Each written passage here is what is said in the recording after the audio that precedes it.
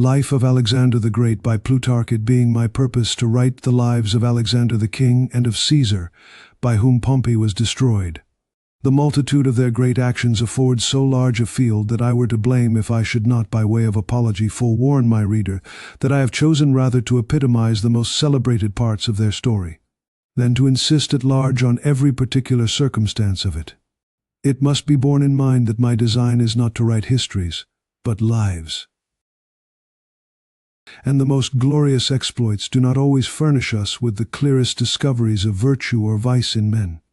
Sometimes a matter of less moment, an expression or a jest, informs us better of their characters and inclinations than the most famous sieges, the greatest armaments, or the bloodiest battles whatsoever. Therefore, as portrait painters are more exact in the lines and features of the face in which the character is seen than in the other parts of the body, so I must be allowed to give my more particular attention to the marks and indications of the souls of men, and while I endeavor by these to portray their lives, may be free to leave more weighty matters and great battles to be treated of by others. It is agreed on by all hands that on the father's side Alexander descended from Hercules by Caranus, and from Aeacus by Neoptolemus on the mother's side. His father Philip, being in Samothrace when he was quite young, fell in love there with Olympias, in company with whom he was initiated in the religious ceremonies of the country, and her father and mother being both dead. Soon after, with the consent of her brother Arimbus, he married her. The night before the consummation of their marriage, she dreamed that a thunderbolt fell upon her body, which kindled a great fire, whose divided flames dispersed themselves all about, and then were extinguished. And Philip, some time after he was married, dreamt that he sealed up his wife's body with a seal, whose impression, as he fancied, was the figure of a lion. Some of the diviners interpreted this as a warning to Philip to look narrowly to his wife, but Aristotle of Telmessus, considering how unusual it was to seal up anything that was empty, assured him the meaning of his dream was that the queen was with child of a boy, who would one day prove as stout and courageous as a lion. Once, moreover, a serpent was found lying by Olympias as she slept, which more than anything else, it is said, abated Philip's passion for her. And whether he feared her as an enchantress, or thought she had commerce with some god, and so looked on himself as excluded, he was ever after less fond of her conversation.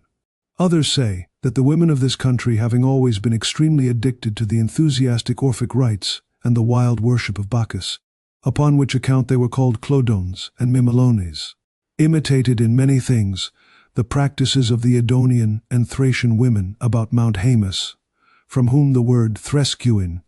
seems to have been derived, as a special term for superfluous and over-curious forms of adoration, and that Olympias, zealously affecting these fanatical and enthusiastic inspirations, to perform them with more barbaric dread, was wont in the dances proper to these ceremonies to have great tame serpents about her, which sometimes creeping out of the ivy and the mystic fans, sometimes winding themselves about the sacred spears. And the women's chaplets made a spectacle which the men could not look upon without terror. Philip, after this vision, sent Charon of Megalopolis to consult the oracle of Apollo at Delphi, by which he was commanded to perform sacrifice, and henceforth pay particular honor, above all other gods, to Ammon, and was told he should one day lose that eye with which he presumed to peep through the chink of the door, when he saw the god under the form of a serpent in the company of his wife. Eratosthenes says that Olympias, when she attended Alexander on his way to the army in his first expedition, told him the secret of his birth, and bade him behave himself with courage suitable to his divine extraction. Others again affirm that she wholly disclaimed any pretensions of the kind, and was wont to say, "When will Alexander leave off slandering me to Juno?" Alexander was born the 6th of Hecatombeon, which month the Macedonians call Laus, the same day that the temple of Diana at Ephesus was burnt, which Hegesias of Magnesia makes the occasion of a conceit, frigid enough to have stopped the conflagration. The temple, he says, took fire and was burnt while its mistress was absent, assisting at the birth of Alexander. And all the eastern soothsayers who happened to be then at Ephesus, looking upon the ruin of this temple to be the forerunner of some other calamity, ran about the town, beating their faces and crying that this day had brought forth something that would prove fatal and destructive to all Asia. Just after Philip had taken Potidæa, he received these 3 messages at one time, that Parmenio had overthrown the Illyrians in a great battle, that his racehorse had won the course at the Olympic Games, and that his wife had given birth to Alexander, with which being naturally well pleased, as an addition to his satisfaction, he was assured by the diviners that a son, whose birth was accompanied with 3 such successes, could not fail of being invincible. The statues that gave the best representation of Alexander's person were those of Lysippus, by whom alone he would suffer his image to be made. Those peculiarities which many of his successors afterwards and his friends used to affect to imitate, the inclination of his head, a little on one side towards his left shoulder, and his melting eye, having been expressed by this artist with great exactness. But Apelles, who drew him with thunderbolts in his hand, made his complexion browner and darker than it was naturally, for he was fair and of a light color, passing into ruddiness in his face and upon his breast. Aristoxenus in his memoirs tells us that a most agreeable odor exhaled from his skin, and that his breath and body all over was so fragrant as to perfume the clothes which he wore next him, the cause of which might probably be the hot and adjust temperament of his body. For sweet smells, Theophrastus conceives, are produced by the concoction of moist humours by heat, which is the reason that those parts of the world which are driest and most burnt up afford spices of the best kind, and in the greatest quantity, for the heat of the sun exhausts all the superfluous moisture which lies in the surface of bodies, ready to generate putrefaction. And this hot constitution, it may be, rendered Alexander so addicted to drinking, and so choleric. His temperance as to the pleasures of the body was apparent in him in his very childhood, as he was with much difficulty incited to them, and always used them with great moderation, though in other things he was extremely eager and vehement, and in his love of glory, and the pursuit of it. He showed a solidity of high spirit, and magnanimity far above his age, for he neither sought nor valued it upon every occasion, as his father Philip did, who affected to show his eloquence almost to a degree of pedantry, and took care to have the victories of his racing chariots at the Olympic Games engraved on his coin. But when he was asked by some about him, whether he would run a race in the Olympic Games, as he was very swift-footed, he answered, he would, if he might have kings to run with him. Indeed, he seems in general to have looked with indifference, if not with dislike, upon the professed athletes. He often appointed prizes, for which not only tragedians and musicians, pipers and harpers, but rhapsodists also strove to outfie one another, and delighted in all manner of hunting and cudgel-playing, but never gave any encouragement to contests either of boxing or of the pancratium. While he was yet very young, he entertained the ambassadors from the king of Persia, in the absence of his father, and entering much into conversation with them, gained so much upon them by his affability, and the questions he asked them, which were far from being childish or trifling, for he inquired of them the length of the ways, the nature of the road into Inner Asia, the character of their king, how he carried himself to his enemies, and what forces he was able to bring into the field, that they were struck with admiration of him, and looked upon the ability so much famed of Philip to be nothing in comparison with the forwardness and high purpose that appeared thus early in his son. Whenever he heard Philip had taken any town of importance, or won any signal victory, instead of rejoicing at it altogether, he would tell his companions that his father would anticipate everything, and leave him and them no opportunities of performing great and illustrious actions. For being more bent upon action and glory than either upon pleasure or riches, he esteemed all that he should receive from his father as a diminution and prevention of his own future achievements, and would have chosen rather to succeed to a kingdom involved in troubles and wars, which would have afforded him frequent exercise of his courage and a large field of honor, than to one already flourishing and settled, where his inheritance would be an inactive life, and the mere enjoyment of wealth and luxury. The care of his education, as it might be presumed, was committed to a great many attendants, preceptors, and teachers, over the whole of whom Leonidas, a near kinsman of Olympias, a man of an austere temper, presided, who did not indeed himself decline the name of what in reality is a noble and honorable office, but in general his dignity and his near relationship obtained him from other people the title of Alexander's foster father and governor. But he who took upon him the actual place and style of his pedagogue was Lysimachus the Acarnanian, who, though he had nothing specially to recommend him but his lucky fancy of calling himself Phoenix, Alexander Achilles. And Philip Peleus was therefore well enough esteemed, and ranked in the next degree after Leonidas. Philonicus the Thessalian brought the horse Bucephalus to Philip, offering to sell him for 13 talents. But when they went into the field to try him, they found him so very vicious and unmanageable, that he reared up when they endeavored to mount him, and would not so much as endure the voice of any of Philip's attendants. Upon which, as they were leading him away as wholly useless and untractable, Alexander, who stood by, said, "What an excellent horse do they lose, for want of address and boldness to manage him." Philip at first took no notice of what he said, but when he heard him repeat the same thing several times, and saw he was much vexed to see the horse sent away, "Do you reproach," said he to him, "those who are older than yourself, as if you knew more, and were better able to manage him than they?" "I could manage this horse," replied he, "better than others do." "And if you do not," said Philip, "what will you forfeit for your rashness?" "I will pay," answered Alexander, "the whole price of the horse." At this the whole company fell a-laughing, and as soon as the wager was settled amongst them, he immediately ran to the horse, and taking hold of the bridle, turned him directly towards the sun, having, it seems, observed that he was disturbed at, and afraid of the motion of his own shadow, then letting him go forward a little, still keeping the reins in his hand, and stroking him gently when he found him begin to grow eager and fiery. He let fall his upper garment softly, and with one nimble leap securely mounted him, and when he was seated, by little and little drew in the bridle, and curbed him without either striking or spurring him. Presently, when he found him free from all rebelliousness, and only impatient for the course, he let him go at full speed, inciting him now with a commanding voice, and urging him also with his heel. Philip and his friends looked on at first in silence and anxiety for the result, till seeing him turn at the end of his career, and come back rejoicing and triumphing for what he had performed,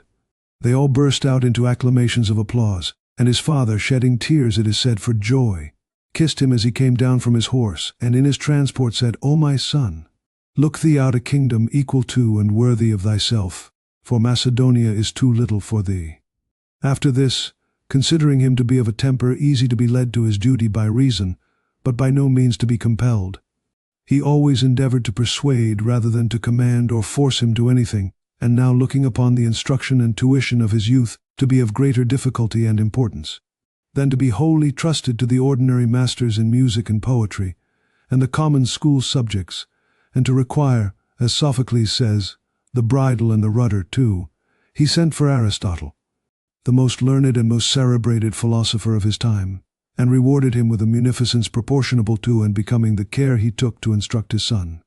For he repeopled his native city Stagira, which he had caused to be demolished a little before, and restored all the citizens who were in exile or slavery to their habitations. As a place for the pursuit of their studies and exercises, he assigned the temple of the nymphs near Mieza, where, to this very day, they show you Aristotle's stone seats and the shady walks which he was wont to frequent. It would appear that Alexander received from him not only his doctrines of morals and of politics, but also something of those more abstruse and profound theories which these philosophers, by the very names they gave them, professed to reserve for oral communication to the initiated, and did not allow many to become acquainted with. For when he was in Asia, and heard Aristotle had published some treatises of that kind, he wrote to him, using very plain language to him in behalf of philosophy, the following letter. Alexander to Aristotle, greeting. You have not done well to publish your books of oral doctrine, for what is there now that we excel others in, if those things which we have been particularly instructed in be laid open to all? For my part, I assure you, I had rather excel others in the knowledge of what is excellent, than in the extent of my power and dominion. Farewell. And Aristotle, soothing this passion for preeminence, speaks, in his excuse for himself, of these doctrines, as in fact both published and not published. As indeed, to say the truth, his books on metaphysics are written in a style which makes them useless for ordinary teaching, and instructive only in the way of memoranda.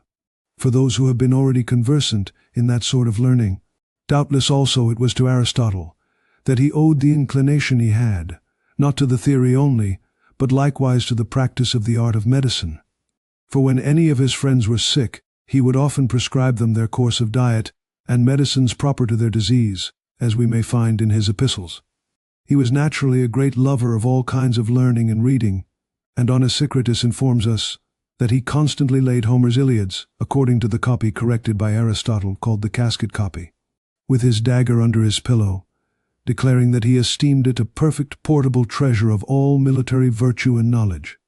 When he was in the Upper Asia, being destitute of other books, he ordered Harpalus to send him some, who furnished him with Philistus's history, a great many of the plays of Euripides, Sophocles, and Aeschylus, and some dithyrambic odes, composed by Telestes and Philoxenus. For a while he loved and cherished Aristotle no less, as he was wont to say himself, than if he had been his father, giving this reason for it, that as he had received life from the one, so the other had taught him to live well. But afterwards, upon some mistrust of him, yet not so great as to make him do him any hurt, his familiarity and friendly kindness to him abated so much of its former force and affectionateness, as to make it evident he was alienated from him. However, his violent thirst after, and passion for learning, which were once implanted, still grew up with him, and never decayed, as appears by his veneration of Anaxarchus, by the present of 50 talents which he sent to Xenocrates, and his particular care and esteem of Dandamus and Calanus. While Philip went on his expedition against the Byzantines, he left Alexander, then 16 years old, his lieutenant in Macedonia, committing the charge of his seal to him, who, not to sit idle, reduced the rebellious Mede, and having taken their chief town by storm, drove out the barbarous inhabitants, and planting a colony of several nations in their room, called the place after his own name, Alexandropolis. At the battle of Chaeronea, which his father fought against the Grecians, he is said to have been the first man that charged the Thebans' sacred band. And even in my remembrance there stood an old oak near the river Cephisus, which people called Alexander's oak, because his tent was pitched under it. And not far off are to be seen the graves of the Macedonians who fell in that battle. This early bravery made Philip so fond of him that nothing pleased him more than to hear his subjects call himself their general, and Alexander their king. But the disorders of his family, chiefly caused by his new marriages and attachments, the troubles that began in the women's chambers spreading, so to say, to the whole kingdom,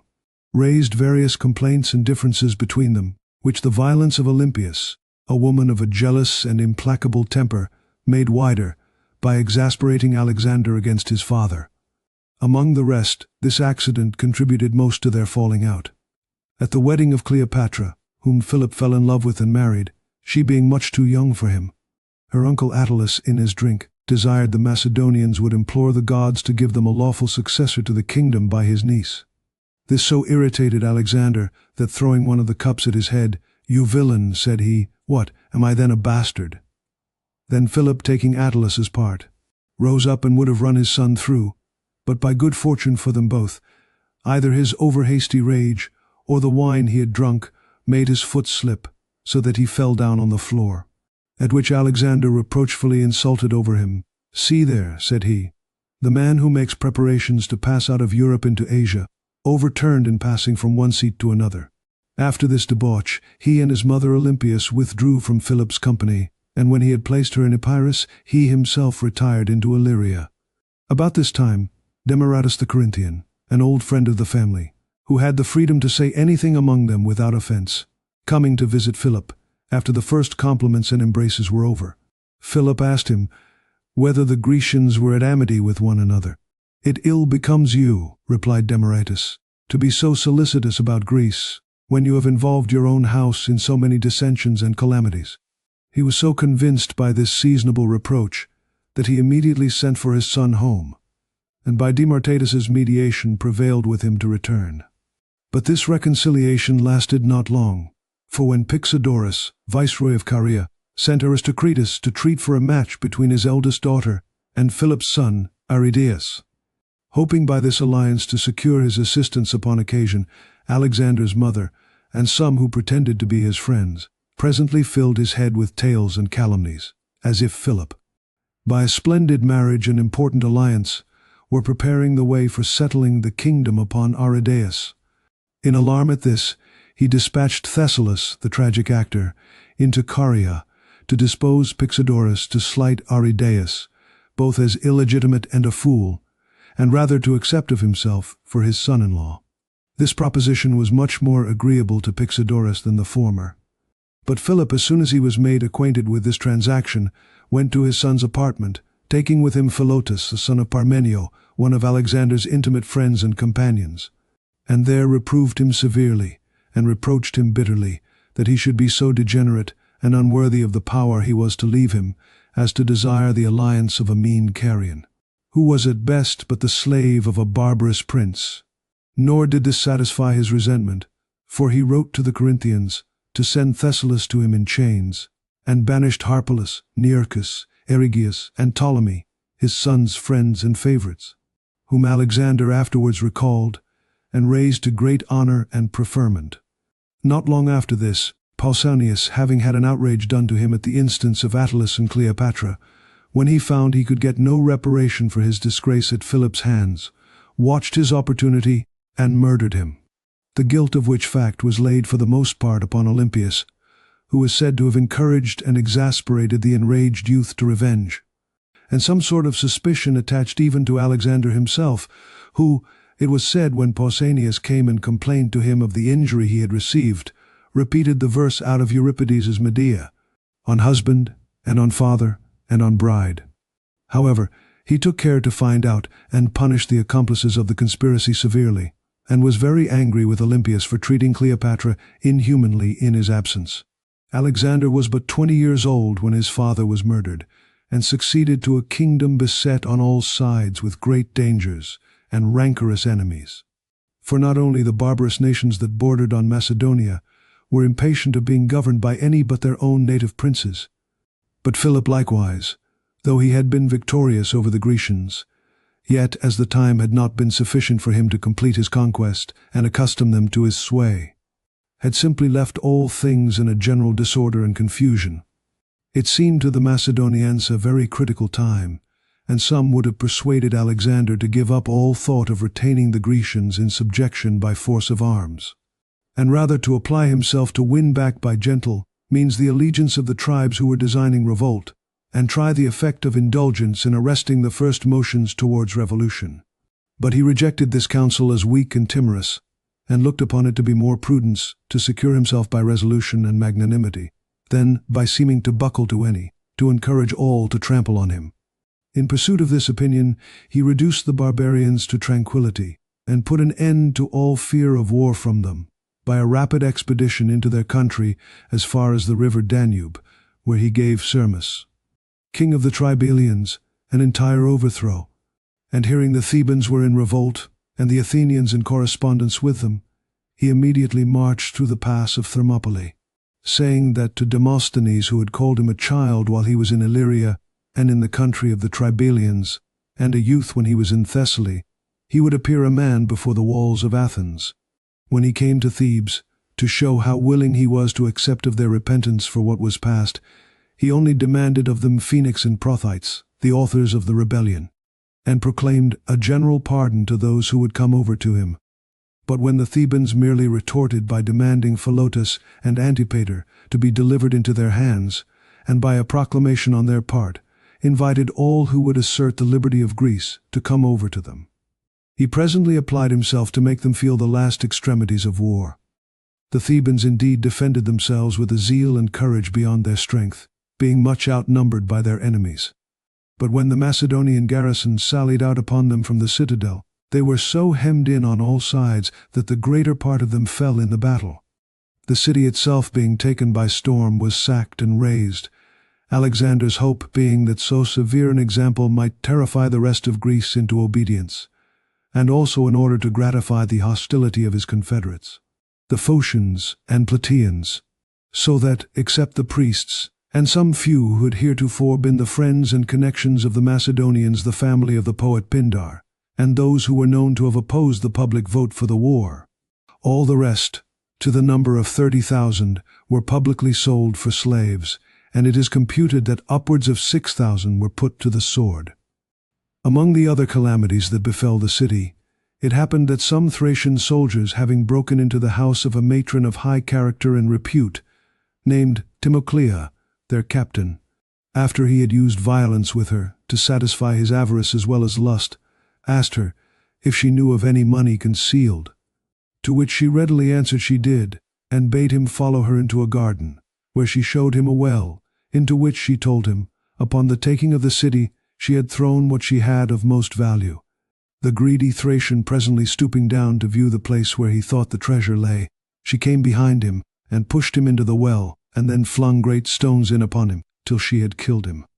After which, when the soldiers led her away bound to Alexander, her very mien and gait showed her to be a woman of dignity, and of a mind no less elevated, not betraying the least sign of fear or astonishment. And when the king asked her who she was, "I am," said she, "the sister of Theagenes, who fought the battle of Chaeronea with your father Philip, and fell there in command for the liberty of Greece." Alexander was so surprised both at what she had done and what she said, that he could not choose but give her and her children their freedom to go whither they pleased. After this he received the Athenians into favor, although they had shown themselves so much concerned at the calamity of Thebes, that out of sorrow they omitted the celebration of the mysteries, and entertained those who escaped with all possible humanity, whether it were, like the lion, that his passion was now satisfied, or that after an example of extreme cruelty, he had a mind to appear merciful. It happened well for the Athenians, for he not only forgave them all past offences, but bade them to look to their affairs with vigilance, remembering that if he should miscarry, they were likely to be the arbiters of Greece. Certain it is, too, that in after time he often repented of his severity to the Thebans, and his remorse had such influence on his temper as to make him ever after less rigorous to all others. He imputed also the murder of Clytus, which he committed in his wine, and the unwillingness of the Macedonians to follow him against the Indians, by which his enterprise and glory was left imperfect, to the wrath and vengeance of Bacchus, the protector of Thebes. And it was observed that whatsoever any Theban, who had the good fortune to survive this victory, asked of him, he was sure to grant without the least difficulty.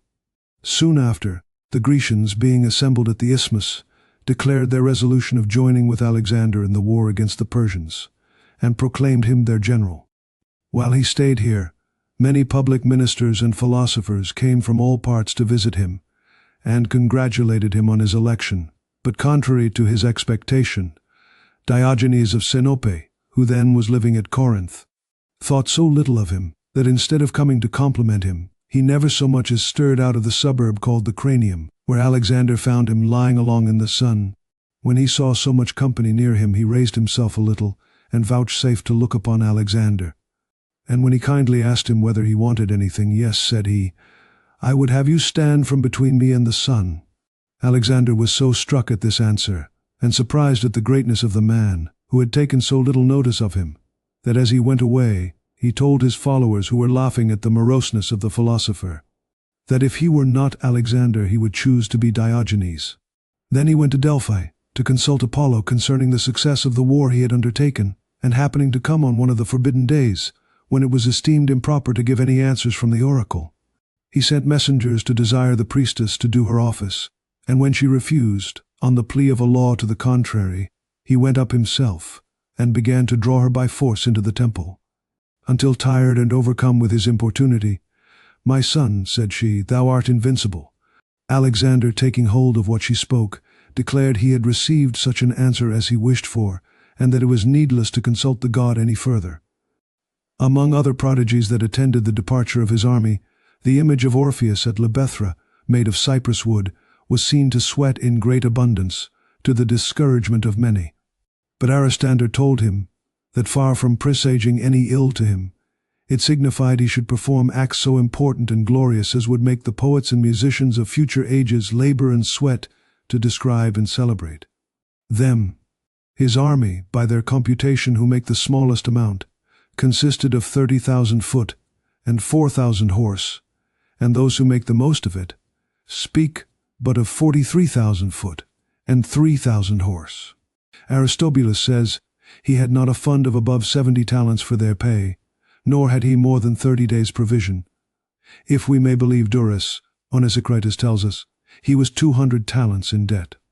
However narrow and disproportionable the beginnings of so vast an undertaking might seem to be, yet he would not embark his army until he had informed himself particularly what means his friends had to enable them to follow him, and supplied what they wanted by giving good farms to some, a village to one, and the revenue of some hamlet or harbour town to another, so that at last he had portioned out or engaged almost all the royal property, which giving Perdiccas an occasion to ask him what he would leave himself, he replied, his hopes. Your soldiers, replied Perdiccas, will be your partners in those, and refused to accept of the estate he had assigned him. Some others of his friends did the like, but to those who willingly received or desired assistance of him, he liberally granted it, as far as his patrimony in Macedonia would reach, the most part of which was spent in these donations.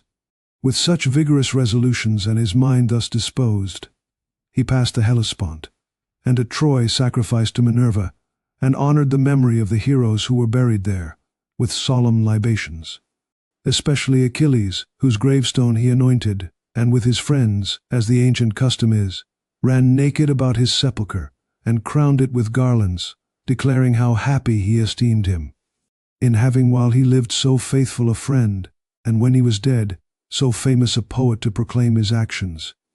While he was viewing the rest of the antiquities and curiosities of the place, being told he might see Paris's harp, if he pleased, he said, he thought it not worth looking on, but he should be glad to see that of Achilles, to which he used to sing the glories and great actions of brave men.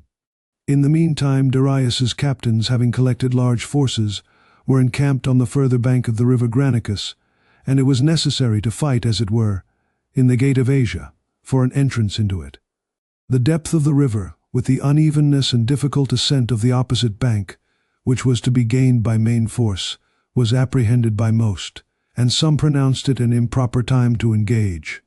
because it was unusual for the kings of Macedonia to march with their forces in the month called Dasius.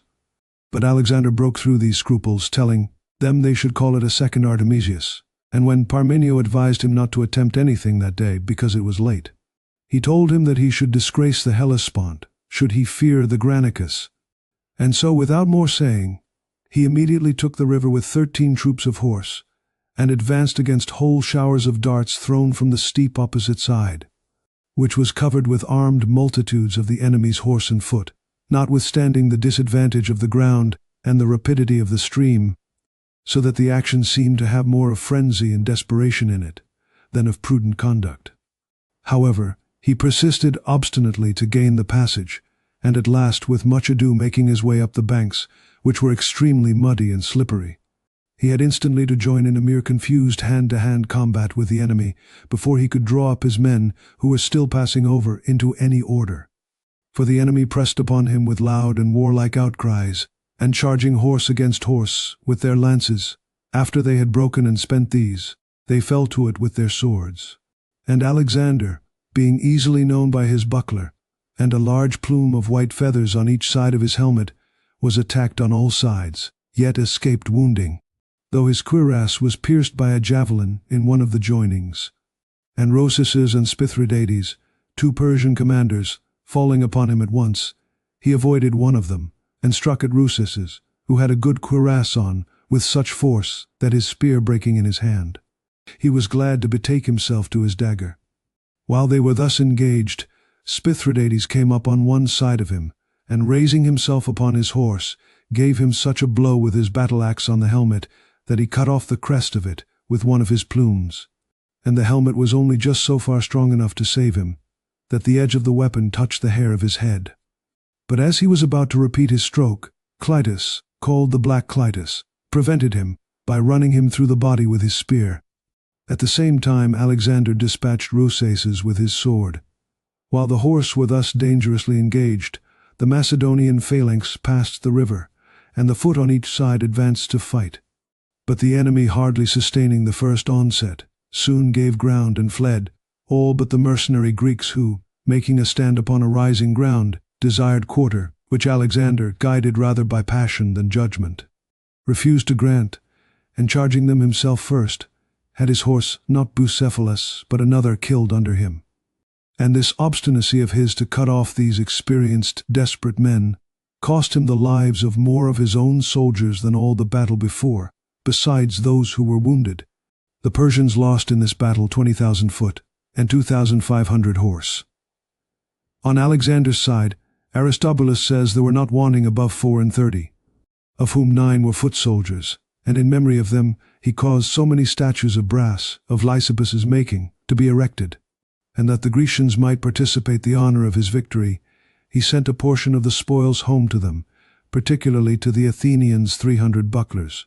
And upon all the rest he ordered this inscription to be set: Alexander the son of Philip and the Grecians, except the Lacedaemonians, won these from the barbarians who inhabit Asia. All the plate and purple garments, and other things of the same kind that he took from the Persians, except a very small quantity which he reserved for himself, he sent as a present to his mother. This battle presently made a great change of affairs to Alexander's advantage. For Sardis itself, the chief seat of the barbarians' power in the maritime provinces, and many other considerable places were surrendered to him. Only Halicarnassus and Miletus stood out, which he took by force, together with the territory about them. After which he was a little unsettled in his opinion how to proceed. Sometimes he thought it best to find out Darius as soon as he could, and put all to the hazard of a battle. Another while he looked upon it as a more prudent course to make an entire reduction of the sea-coast, and not to seek the enemy till he had first exercised his power here and made himself secure of the resources of these provinces. While he was thus deliberating what to do, it happened that a spring of water near the city of Xanthus in Lycia, of its own accord swelled over its banks, and threw up a copper plate upon the margin, in which was engraven in ancient characters that the time would come when the Persian Empire should be destroyed by the Grecians. Encouraged by this accident, he proceeded to reduce the maritime parts of Cilicia and Phoenicia, and passed his army along the sea coasts of Pamphylia with such expedition that many historians have described and extolled it, with that height of admiration, as if it were no less than a miracle, and an extraordinary effect of divine favor, that the waves which usually come rolling in violently from the main, and hardly ever leave so much as a narrow beach under the steep, broken cliffs at any time uncovered, should on a sudden retire to afford him passage. Menander, in one of his comedies, alludes to this marvel when he says, "Was Alexander ever favored more? Each man I wish for meets me at my door, and should I ask for passage through the sea I doubt not would retire for me." But Alexander himself in his epistles mentions nothing unusual in this at all, but says he went from Phaselis, and passed through what they call the Ladders. At Phaselis he stayed some time, and finding the statue of Theodectes, who was a native of this town and was now dead, erected in the marketplace, after he had supped, having drunk pretty plentifully, he went and danced about it, and crowned it with garlands, honoring not ungracefully in his sport the memory of a philosopher whose conversation he had formerly enjoyed when he was Aristotle's scholar. Then he subdued the Pisidians who made head against him, and conquered the Phrygians, at whose chief city Gordium, which is said to be the seat of the ancient Midas, he saw the famous chariot fastened with cords made of the rind of the corner tree, which whosoever should untie, the inhabitants had a tradition that for him was reserved the empire of the world. Most authors tell the story that Alexander, finding himself unable to untie the knot, the ends of which were secretly twisted round and folded up within it, cut it asunder with his sword. But Aristobulus tells us it was easy for him to undo it, by only pulling the pin out of the pole to which the yoke was tied, and afterwards drawing off the yoke itself from below. From hence he advanced into Paphlagonia and Cappadocia, both which countries he soon reduced to obedience, and then hearing of the death of Memnon, the best commander Darius had upon the sea-coasts, who, if he had lived, might, it was supposed, have put many impediments and difficulties in the way of the progress of his arms, he was the rather encouraged to carry the war into the upper provinces of Asia. Darius was by this time upon his march from Susa, very confident, not only in the number of his men, which amounted to 600,000, but likewise in a dream, which the Persian soothsayers interpreted rather in flattery to him than according to the natural probability. He dreamed that he saw the Macedonian phalanx all on fire, and Alexander waiting on him, clad in the same dress which he himself had been used to wear when he was courier to the late king. After which, going into the temple of Belus, he vanished out of his sight. The dream would appear to have supernaturally signified to him the illustrious actions the Macedonians were to perform, and that as he from a courier's place had risen to the throne, so Alexander should come to be master of Asia, and not long surviving his conquests, conclude his life with glory. Darius's confidence increased the more, because Alexander spent so much time in Cilicia, which he imputed to his cowardice. But it was sickness that detained him there, which some say he contracted from his fatigues, others from bathing in the river Cydnus, whose waters were exceedingly cold. However it happened, none of his physicians would venture to give him any remedies. They thought his case so desperate, and were so afraid of the suspicions and ill will of the Macedonians if they should fail in the cure. Till Philip, the Acarnanian, seeing how critical his case was, but relying on his own well-known friendship for him, resolved to try the last efforts of his art, and rather hazard his own credit and life, than suffer him to perish for want of physic, which he confidently administered to him, encouraging him to take it boldly, if he desired a speedy recovery, in order to prosecute the war. At this very time Parmenio wrote to Alexander from the camp, bidding him have a care of Philip, as one who was bribed by Darius to kill him, with great sums of money and a promise of his daughter in marriage. When he had perused the letter he put it under his pillow, without showing it so much as to any of his most intimate friends, and when Philip came in with the potion, he took it with great cheerfulness and assurance, giving him meantime the letter to read.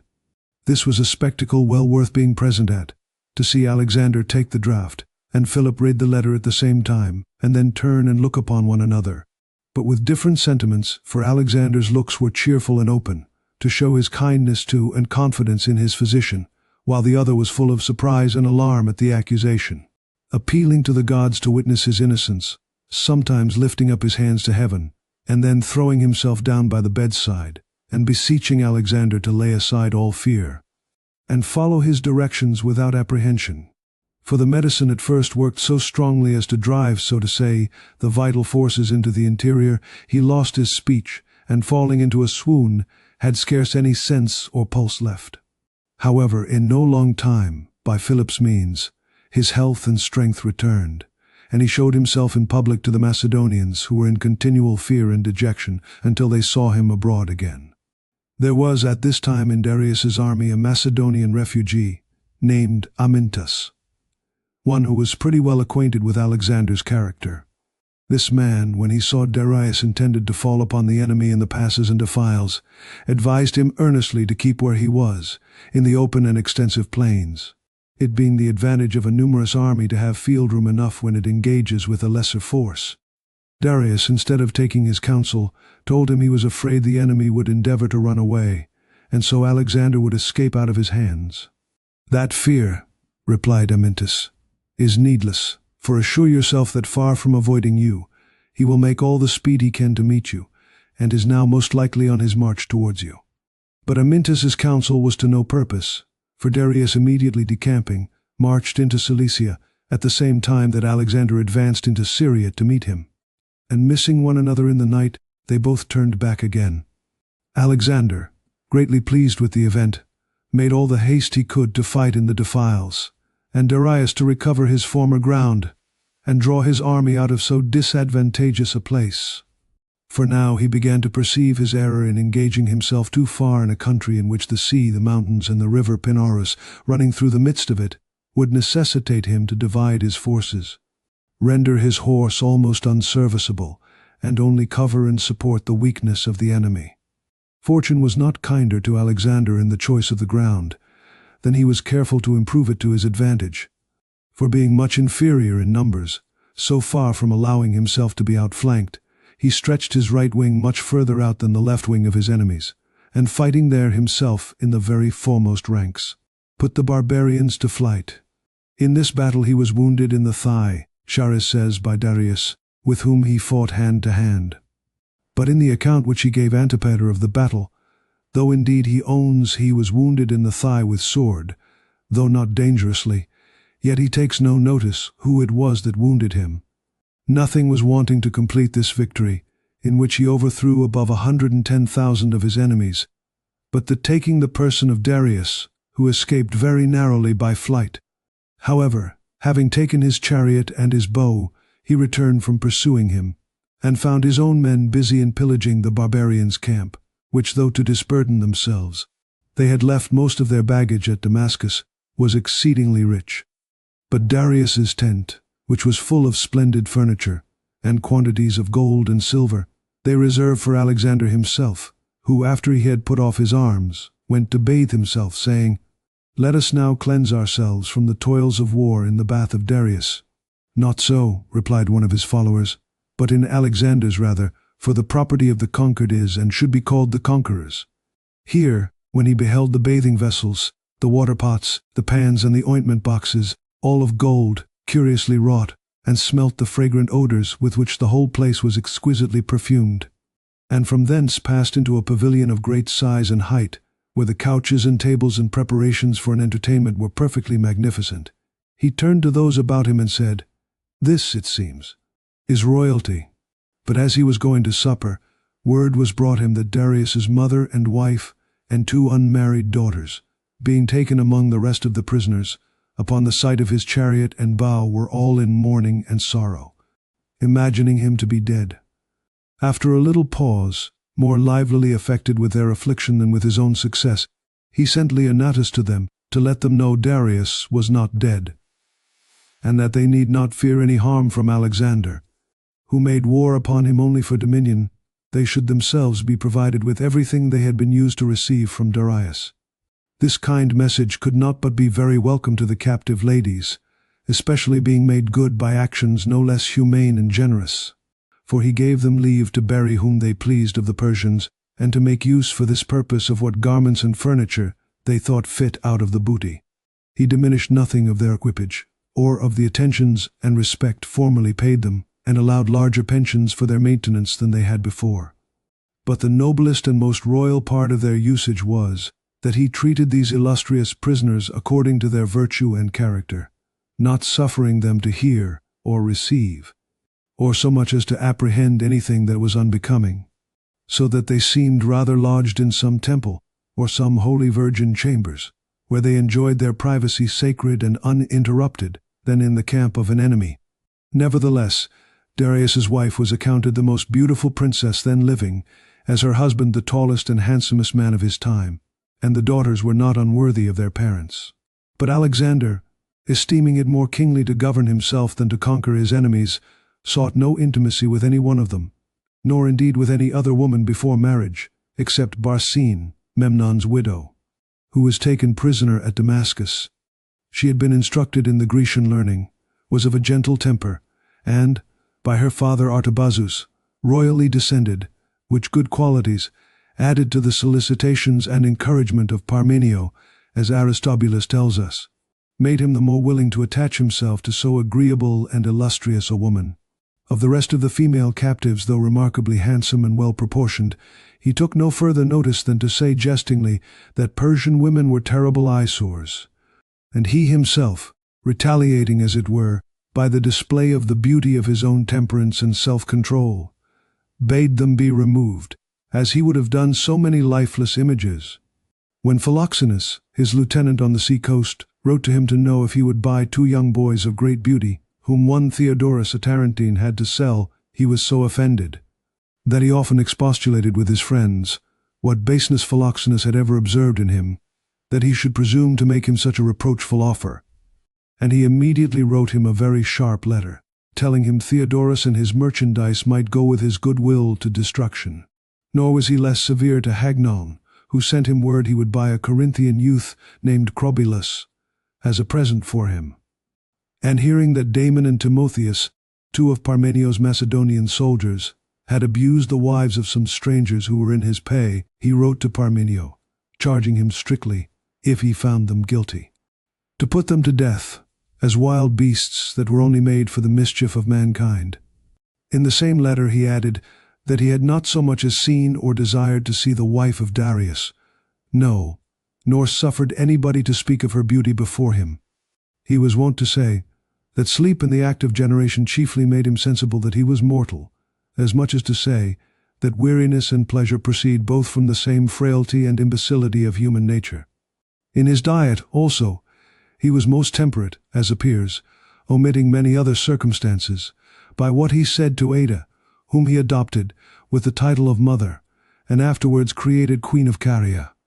For when she out of kindness sent him every day many curious dishes, and sweetmeats, and would have furnished him with some cooks and pastrymen, who were thought to have great skill, he told her he wanted none of them. His preceptor, Leonidas, having already given him the best, which were a night march to prepare for breakfast, and a moderate breakfast to create an appetite for supper. Leonidas also, he added, used to open and search the furniture of his chamber and his wardrobe, to see if his mother had left him anything that was delicate or superfluous. He was much less addicted to wine than was generally believed. That which gave people occasion to think so of him was, that when he had nothing else to do, he loved to sit long and talk, rather than drink, and over every cup hold a long conversation. For when his affairs called upon him, he would not be detained, as other generals often were, either by wine or sleep, nuptial solemnities, spectacles, or any other diversion whatsoever. A convincing argument of which is, that in the short time he lived, he accomplished so many and so great actions. When he was free from employment, after he was up, and had sacrificed to the gods, he used to sit down to breakfast, and then spend the rest of the day in hunting or writing memoirs, giving decisions on some military questions, or reading.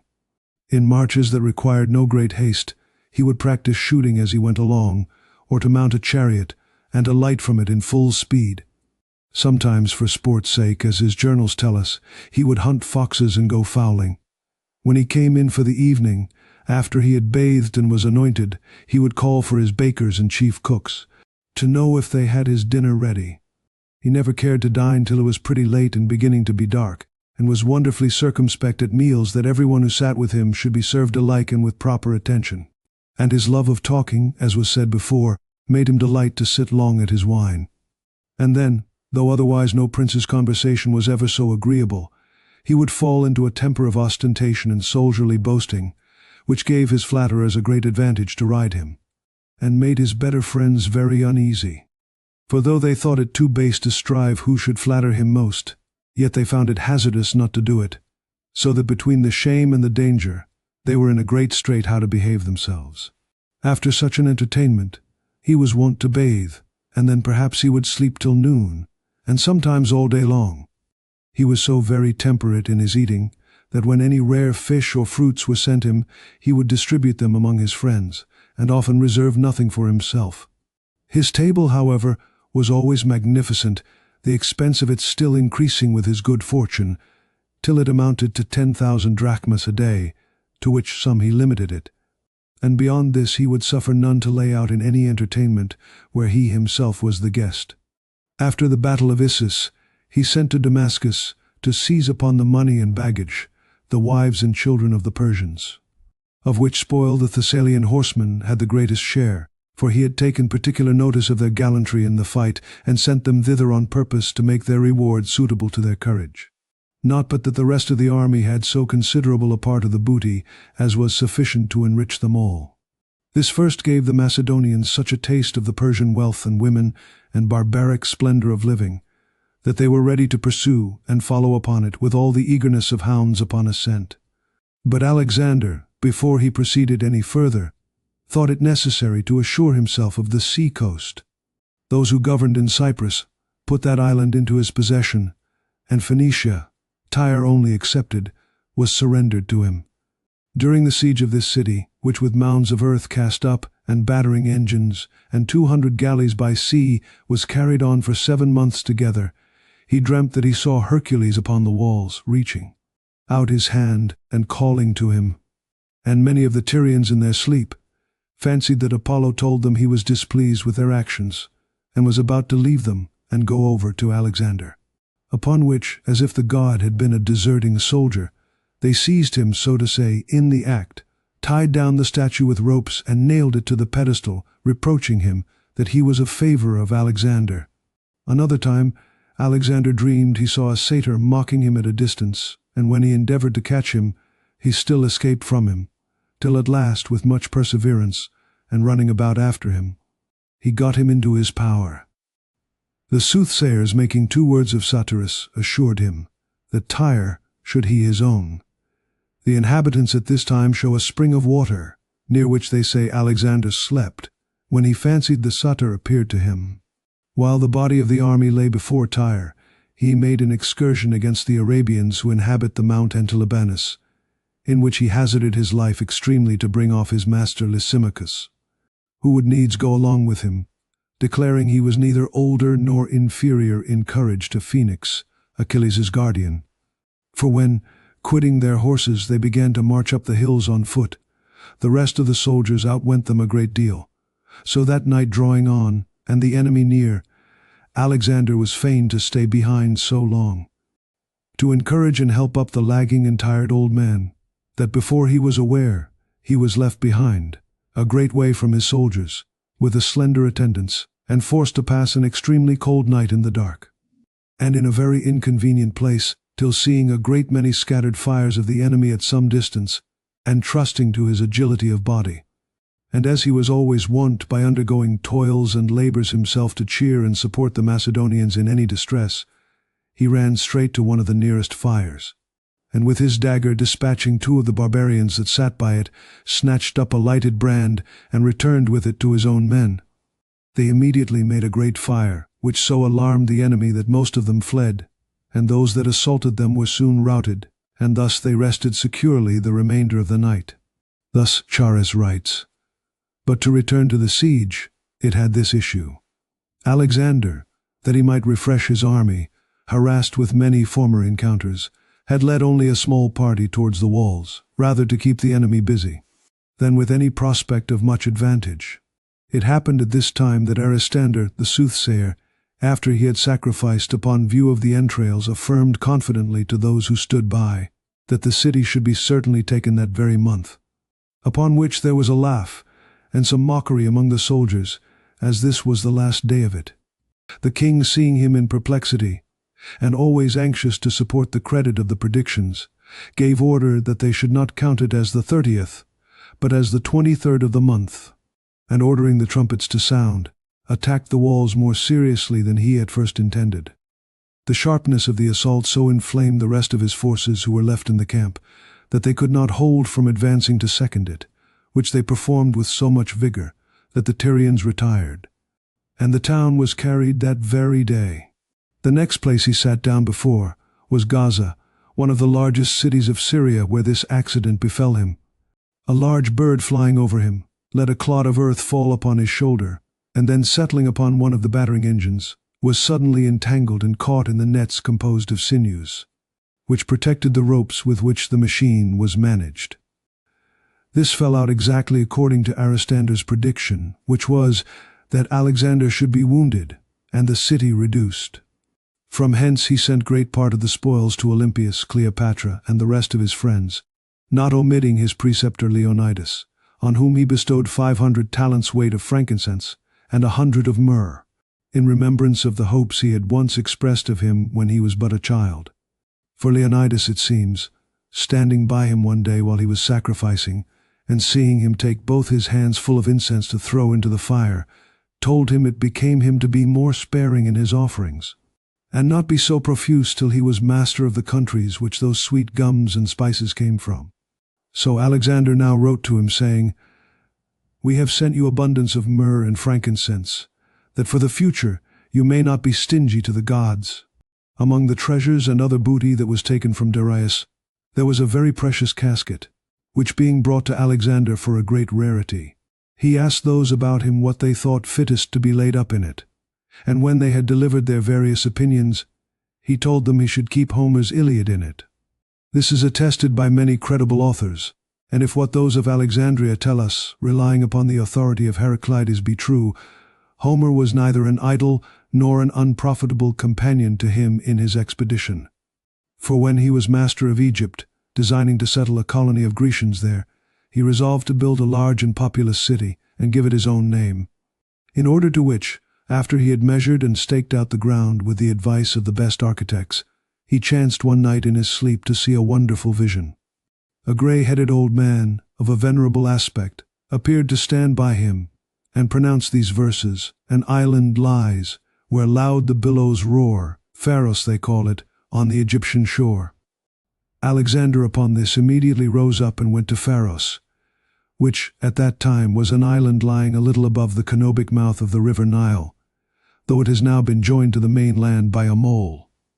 As soon as he saw the commodious situation of the place, it being a long neck of land, stretching like an isthmus between large lagoons and shallow waters on one side, and the sea on the other, the latter at the end of it making a spacious harbor, he said, Homer, besides his other excellences, was a very good architect, and ordered the plan of a city to be drawn out answerable to the place. To do which, for want of chalk, the soil being black, they laid out their lines with flour, taking in a pretty large compass of ground in a semicircular figure, and drawing into the inside of the circumference equal straight lines from each end, thus giving it something of the... While he was pleasing himself with his design, on a sudden an infinite number of great birds of several kinds, rising like a black cloud out of the river and the lake, devoured every morsel of the flour that had been used in setting out the lines, at which Omen even Alexander himself was troubled, till the augurs restored his confidence again by telling him it was a sign the city he was about to build would not only abound in all things within itself, but also be the nurse and feeder of many nations. He commanded the workmen to proceed, while he went to visit the temple of Ammon. This was a long and painful, and, in two respects, a dangerous journey. First, if they should lose their provision of water, as for several days none could be obtained. And secondly, if a violent south wind should rise upon them, while they were traveling through the wide extent of deep sands, as it is said to have done when Cambyses led his army that way, blowing the sand together in heaps, and raising, as it were, the whole desert like a sea upon them, till 50,000 were swallowed up and destroyed by it. All these difficulties were weighed and represented to him, but Alexander was not easily to be diverted from anything he was bent upon. For fortune, having hitherto seconded him in his designs, made him resolute and firm in his opinions, and the boldness of his temper raised a sort of passion in him for surmounting difficulties. As if it were not enough to be always victorious in the field, unless places and seasons and nature herself submitted to him. In this journey, the relief and assistance the gods afforded him in his distresses were more remarkable, and obtained greater belief than the oracles he received afterwards, which, however, were valued and credited the more on account of those occurrences. For first, plentiful rains that fell preserved them from any fear of perishing by drought, and, allaying the extreme dryness of the sand, which now became moist and firm to travel on, cleared and purified the air. Besides this, when they were out of their way, and were wandering up and down, because the marks which were wont to direct the guides were disordered and lost, they were set right again by some ravens, which flew before them when on their march, and waited for them when they lingered and fell behind. And the greatest miracle, as Calisthenes tells us, was that if any of the company went astray in the night, they never ceased croaking and making a noise, till by that means they had brought them into the right way again.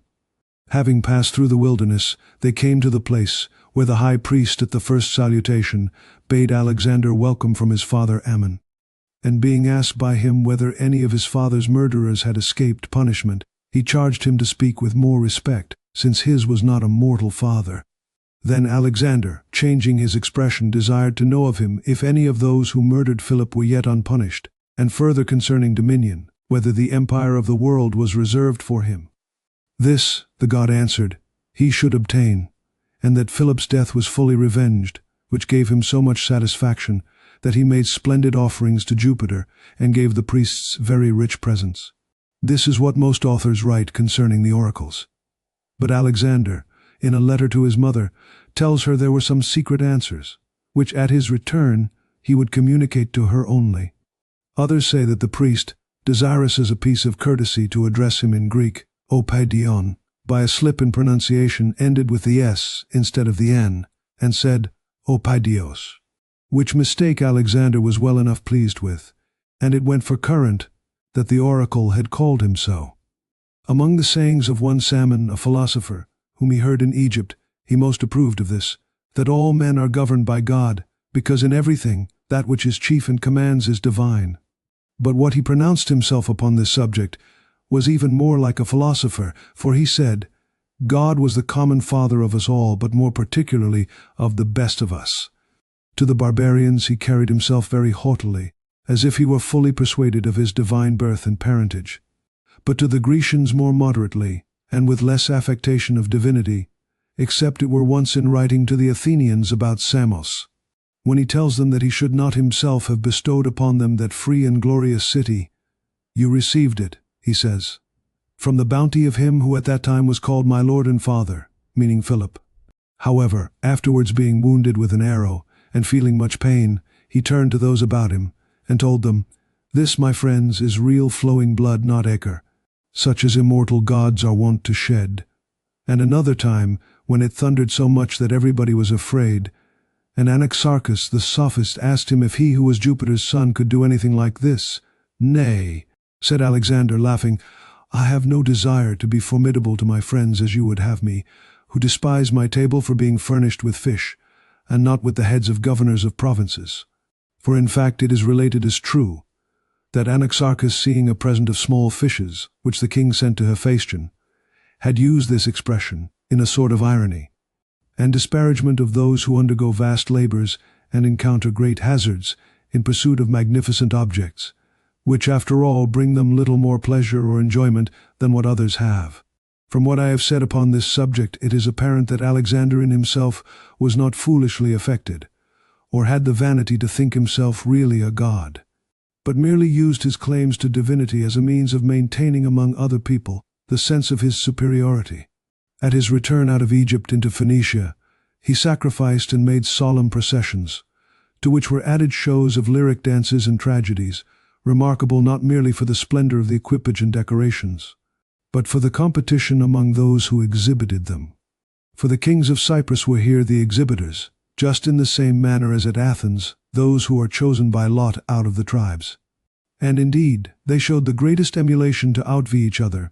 especially Nicocreon, king of Salamis, and Pasicrates of Soli, who furnished the chorus and defrayed the expenses of the two most celebrated actors, Athenodorus and Thessalus, the former performing for Pasicrates, and the latter for Nicocreon. Thessalus was most favored by Alexander, though it did not appear till Athenodorus was declared victor by the plurality of votes. For then, at his going away, he said the judges deserved to be commended for what they had done, but that he would willingly have lost part of his kingdom, rather than to have seen Thessalus overcome. However, when he understood Athenodorus was fined by the Athenians for being absent at the festivals of Bacchus, though he refused his request that he would write a letter in his behalf, he gave him a sufficient sum to satisfy the penalty. Another time, when Lycon of Scarphia happened to act with great applause in the theatre, and, in a verse which he introduced into the comic part which he was acting, begged for a present of 10 talents. He laughed and gave him the money. Darius wrote him a letter, and sent friends to intercede with him, requesting him to accept as a ransom of his captives the sum of 1,000 talents, and offering him in exchange for his amity and alliance all the countries on this side, the river Euphrates, together with one of his daughters in marriage. These propositions he communicated to his friends, and when Parmenio told him that for his part, if he were Alexander, he should readily embrace them, so would I, said Alexander, if I were Parmenio. Accordingly, his answer to Darius was, that if he would come and yield himself up into his power, he would treat him with all possible kindness. If not, he was resolved immediately to go himself and seek him. But the death of Darius's wife in childbirth made him soon after regret one part of this answer, and he showed evident marks of grief at being thus deprived of a further opportunity of exercising his clemency and good nature, which he manifested, however, as far as he could, by giving her a most sumptuous funeral. Among the eunuchs who waited in the queen's chamber and were taken prisoners with the women, there was one Tyrius, who, getting out of the camp, fled away on horseback to Darius, to inform him of his wife's death. He, when he heard it, beating his head and bursting into tears and lamentations, said, Alas, how great is the calamity of the Persians! Was it not enough that their king's consort and sister was a prisoner in her lifetime, but she must, now she is dead also, be but meanly and obscurely buried? O king, replied the eunuch, as to her funeral rites, or any respect or honor that should have been shown in them, you have not the least reason to accuse the ill fortune of your country. For to my knowledge neither your queen Statira, when alive, nor your mother nor children, wanted anything of their former happy condition, unless it were the light of your countenance, which I doubt not, but the Lord Oromestes will yet restore to its former glory. And after her decease, I assure you, she had not only all due funeral ornaments, but was honored also with the tears of your very enemies. For Alexander is as gentle after victory as he is terrible in the field. At the hearing of these words, such was the grief and emotion of Darius's mind that they carried him into extravagant suspicions. And taking Tyreus aside into a more private part of his tent, "Unless thou likewise," said he to him, "hast deserted me, together with the good fortune of Persia, and art become a Macedonian in thy heart. If thou yet ownest me for thy master Darius, tell me, I charge thee, by the veneration thou payest the light of Mithras, and this right hand of thy king, do I not lament the least of Statira's misfortunes in her captivity and death? Have I not suffered something more injurious and deplorable in her lifetime? And had I not been miserable with less dishonor, if I had met with a more severe and inhuman enemy? For how is it possible a young man as he is should treat the wife of his opponent with so much distinction, were it not from some motive that does me disgrace?" Whilst he was yet speaking, Darius threw himself at his feet, and besought him neither to wrong Alexander so much, nor his dead wife and sister, as to give utterance to any such thoughts, which deprived him of the greatest consolation, left him in his adversity. The belief that he was overcome by a man whose virtues raised him above human nature, that he ought to look upon Alexander with love and admiration, who had given no less proofs of his continence towards the Persian women, than of his valor among the men. The eunuch confirmed all he said with solemn and dreadful oaths, and was further enlarging upon Alexander's moderation and magnanimity on other occasions, when Darius,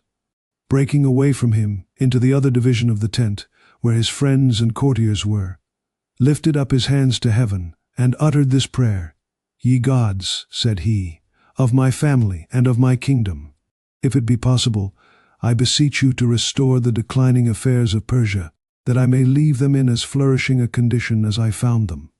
and have it in my power to make a grateful return to Alexander for the kindness which in my adversity he has shown to those who are dearest to me. But if, indeed, the fatal time be come, which is to give a period to the Persian monarchy, if our ruin be a debt that must be paid to the divine jealousy and the vicissitude of things, then I beseech you grant that no other man but Alexander may sit upon the throne of Cyrus." Such is the narrative given by the greater number of the historians. But to return to Alexander, after he had reduced all Asia on this side the Euphrates, he advanced towards Darius, who was coming down against him with 1,000,000 of men. In his march, a very ridiculous passage happened.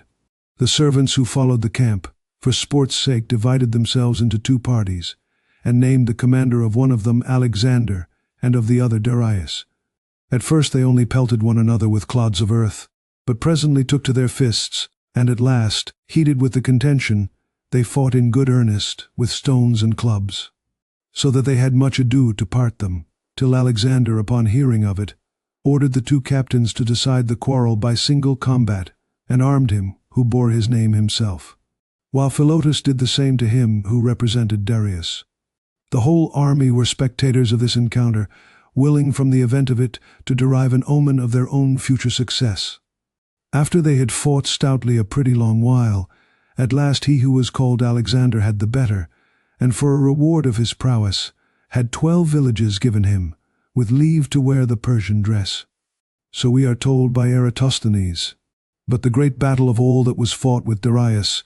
was not, as most writers tell us, at Arbela, but at Gaugamela, which in their language signifies the camel's house.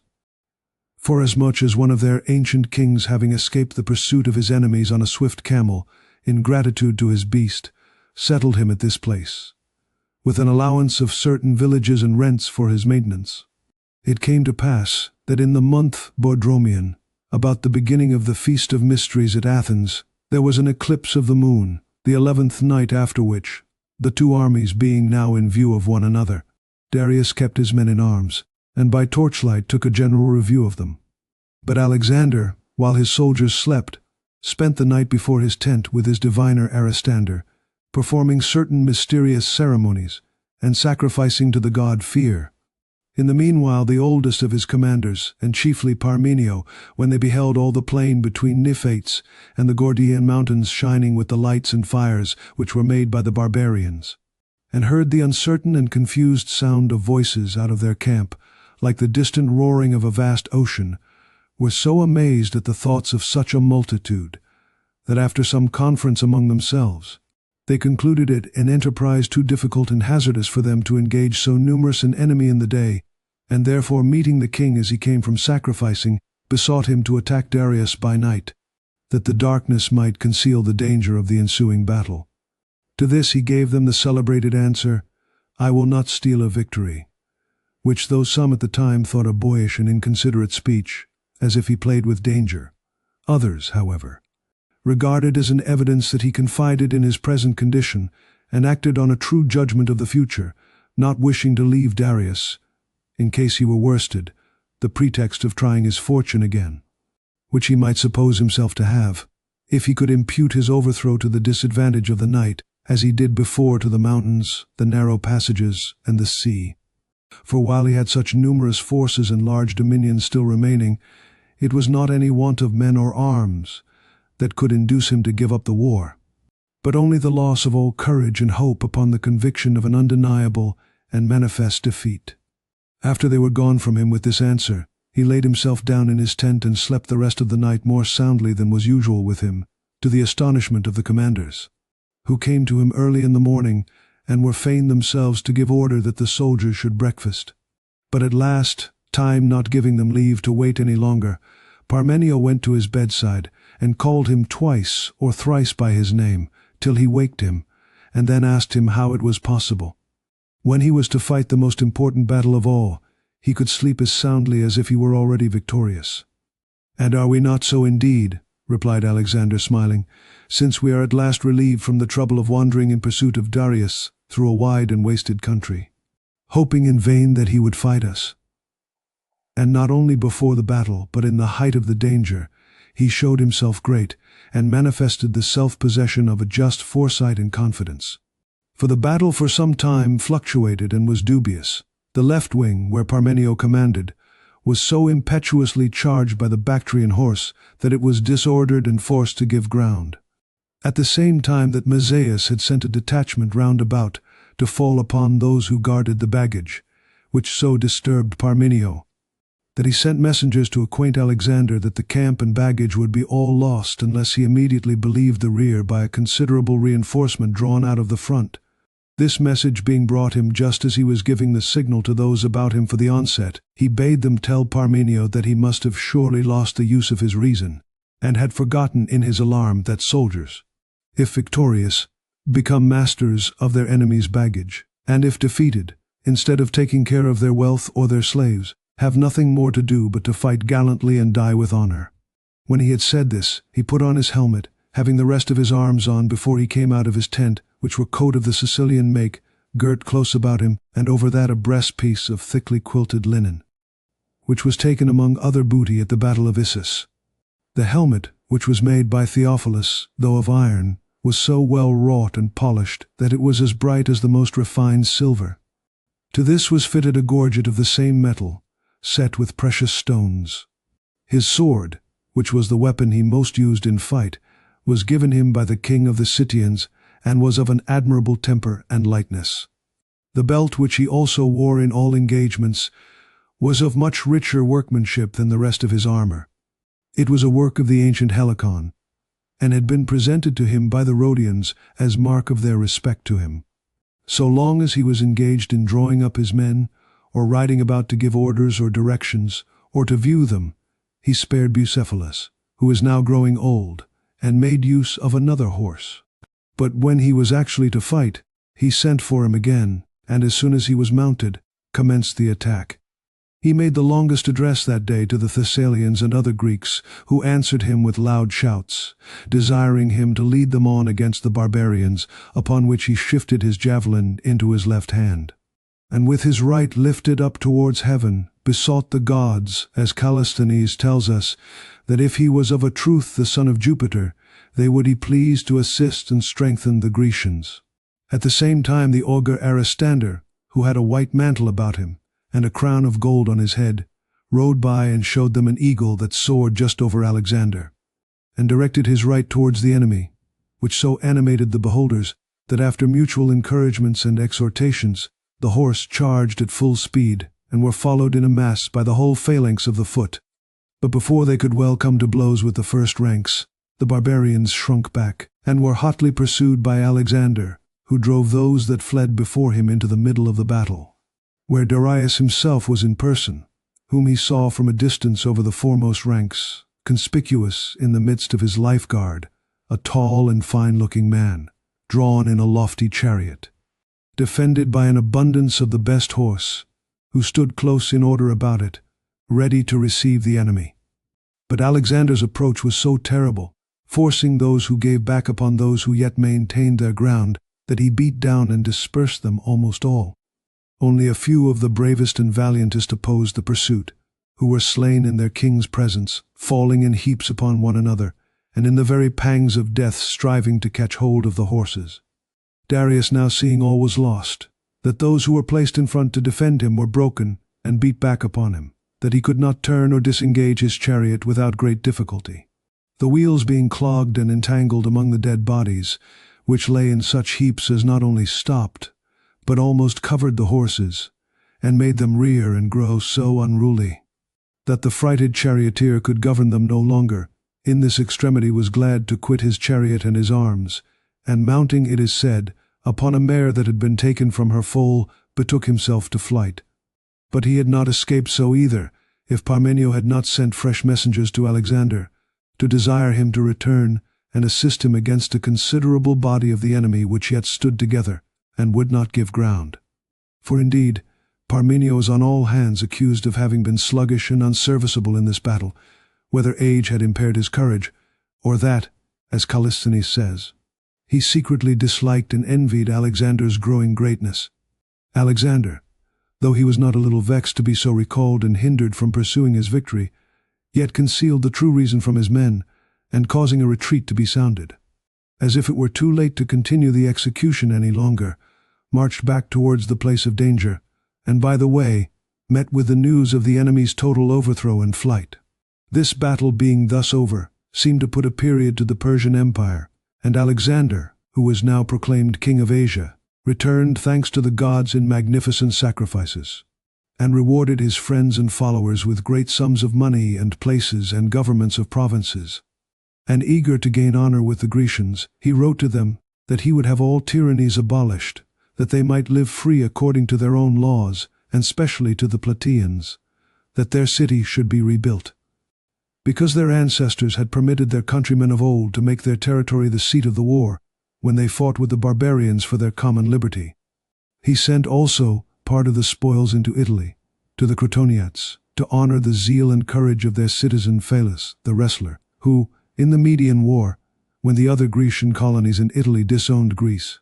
that he might have a share in the danger, joined the fleet at Salamis, with a vessel set forth at his own charge. So affectionate was Alexander to all kind of virtue, and so desirous to preserve the memory of laudable actions. From hence he marched through the province of Babylon, which immediately submitted to him, and in Ecbatana was much surprised at the sight of the place where fire issues in a continuous stream, like a spring of water, out of a cleft in the earth, and the stream of naphtha, which, not far from this spot, flows out so abundantly as to form a sort of lake. This naphtha, in other respects resembling bitumen, is so subject to take fire, that before it touches the flame, it will kindle at the very light that surrounds it, and often inflame the intermediate air also. The barbarians, to show the power and nature of it, sprinkled the street that led to the king's lodgings with little drops of it, and when it was almost night, stood at the further end with torches, which being applied to the moistened places, the first at once taking fire, instantly, as quick as a man could think of it, it caught from one end to another in such a manner that the whole street was one continued flame.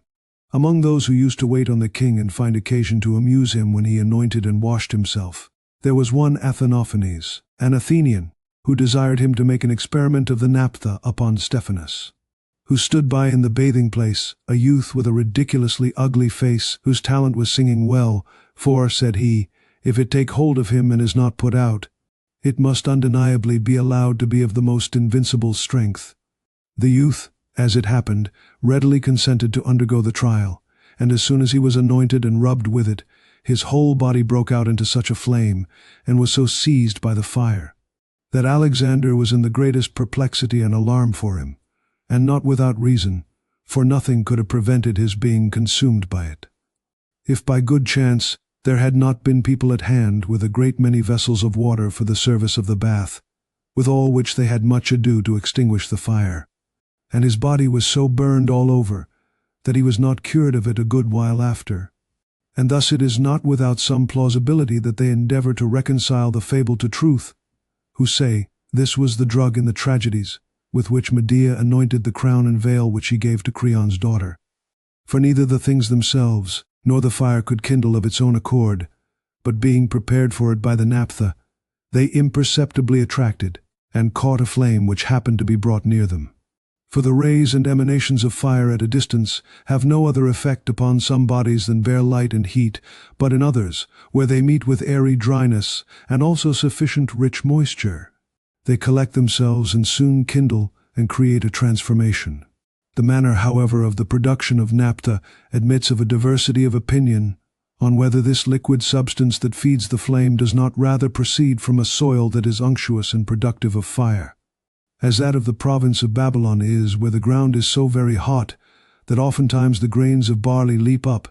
and are thrown out, as if the violent inflammation had made the earth throb, and in the extreme heats the inhabitants are wont to sleep upon skins filled with water.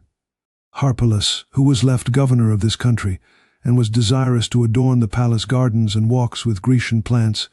succeeded in raising all but ivy, which the earth would not bear, but constantly killed. For being a plant that loves a cold soil, the temper of this hot and fiery earth was improper for it. But such digressions as these, the impatient reader will be more willing to pardon, if they are kept within a moderate compass. At the taking of Susa, Alexander found in the palace 40,000 talents in money ready coined, besides an unspeakable quantity of other furniture and treasure, amongst which was 5,000 talents worth of Hermonian purple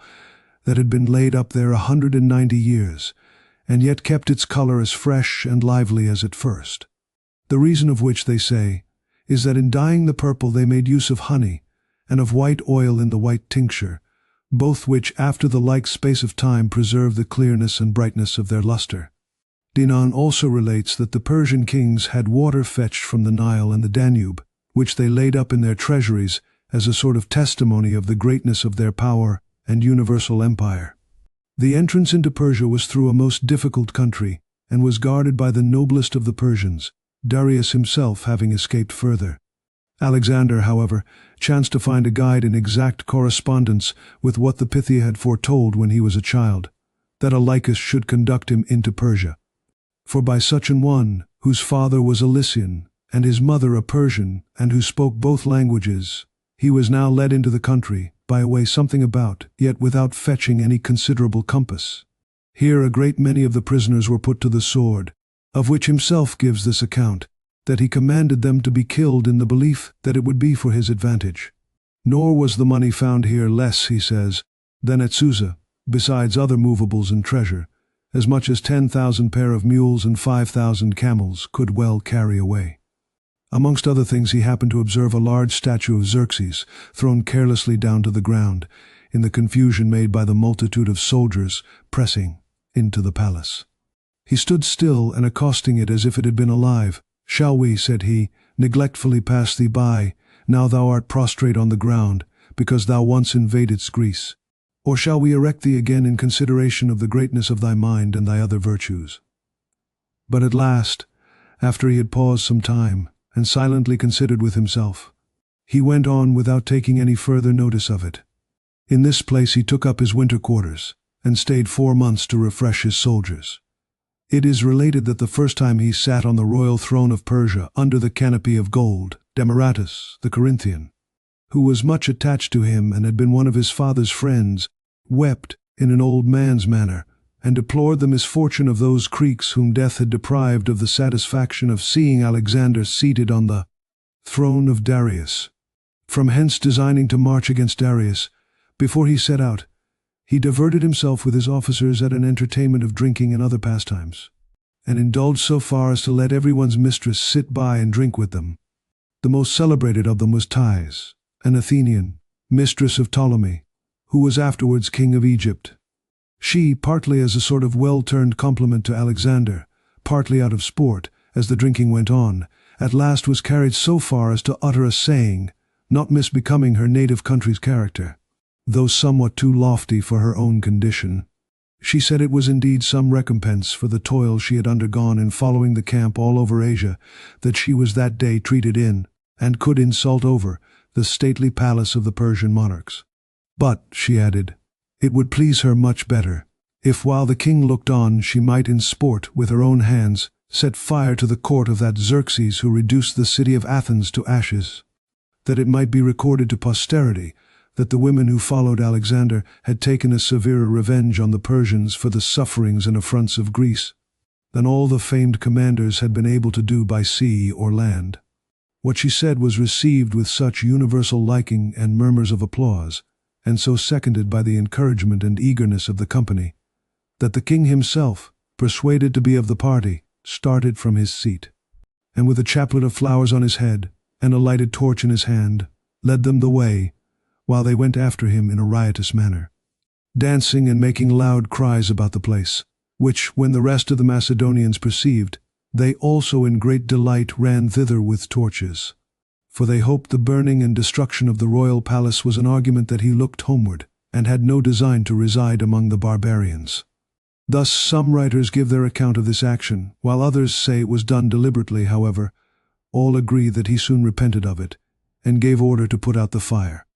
Alexander was naturally most munificent, and grew more so as his fortune increased, accompanying what he gave with that courtesy and freedom, which, to speak truth, is necessary to make a benefit really obliging.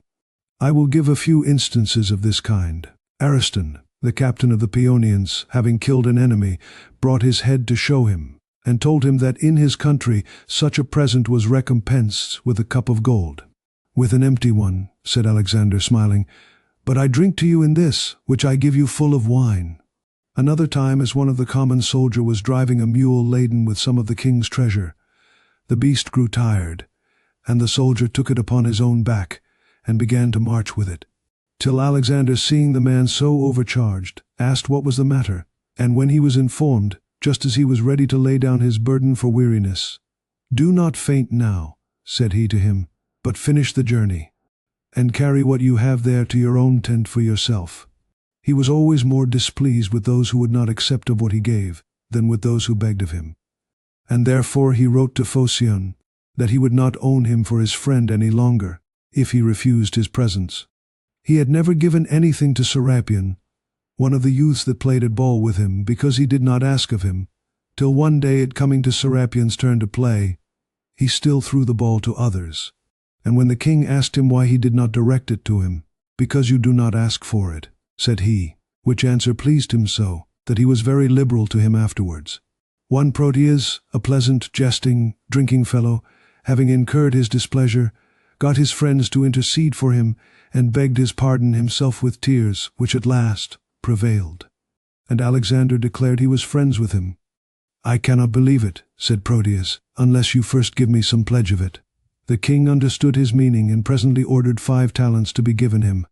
How magnificent he was in enriching his friends, and those who attended on his person, appears by a letter which Olympias wrote to him, where she tells him he should reward and honor those about him in a more moderate way.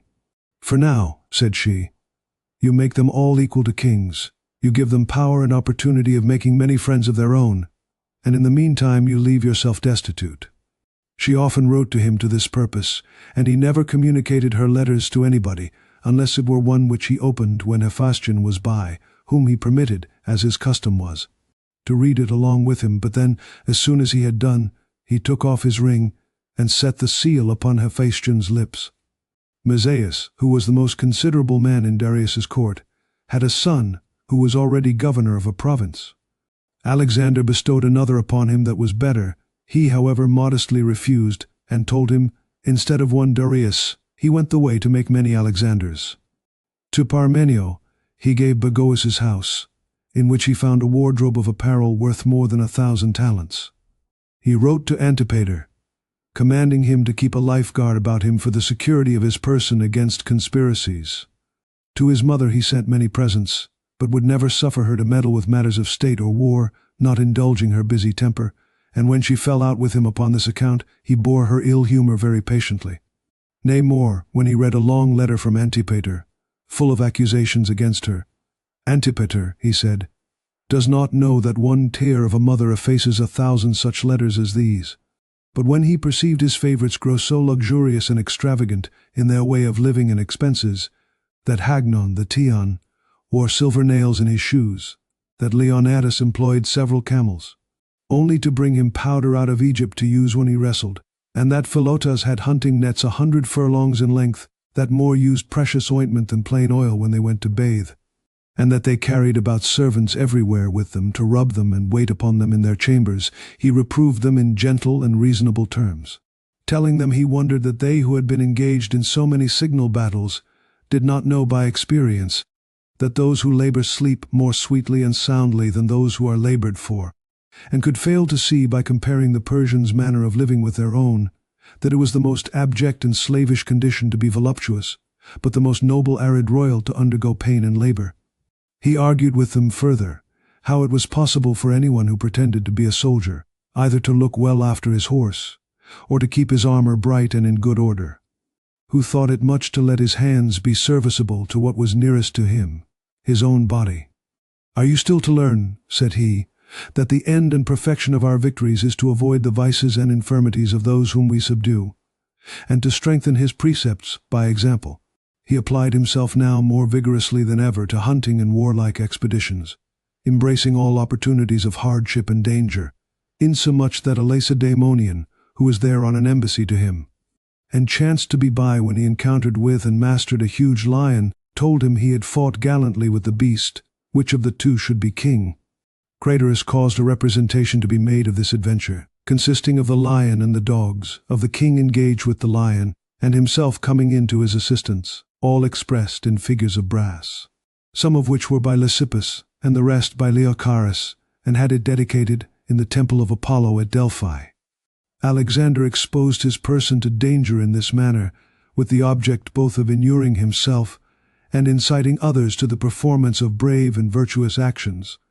But his followers, who were grown rich, and consequently proud, longed to indulge themselves in pleasure and idleness, and were weary of marches and expeditions, and at last went on so far as to censure and speak ill of him.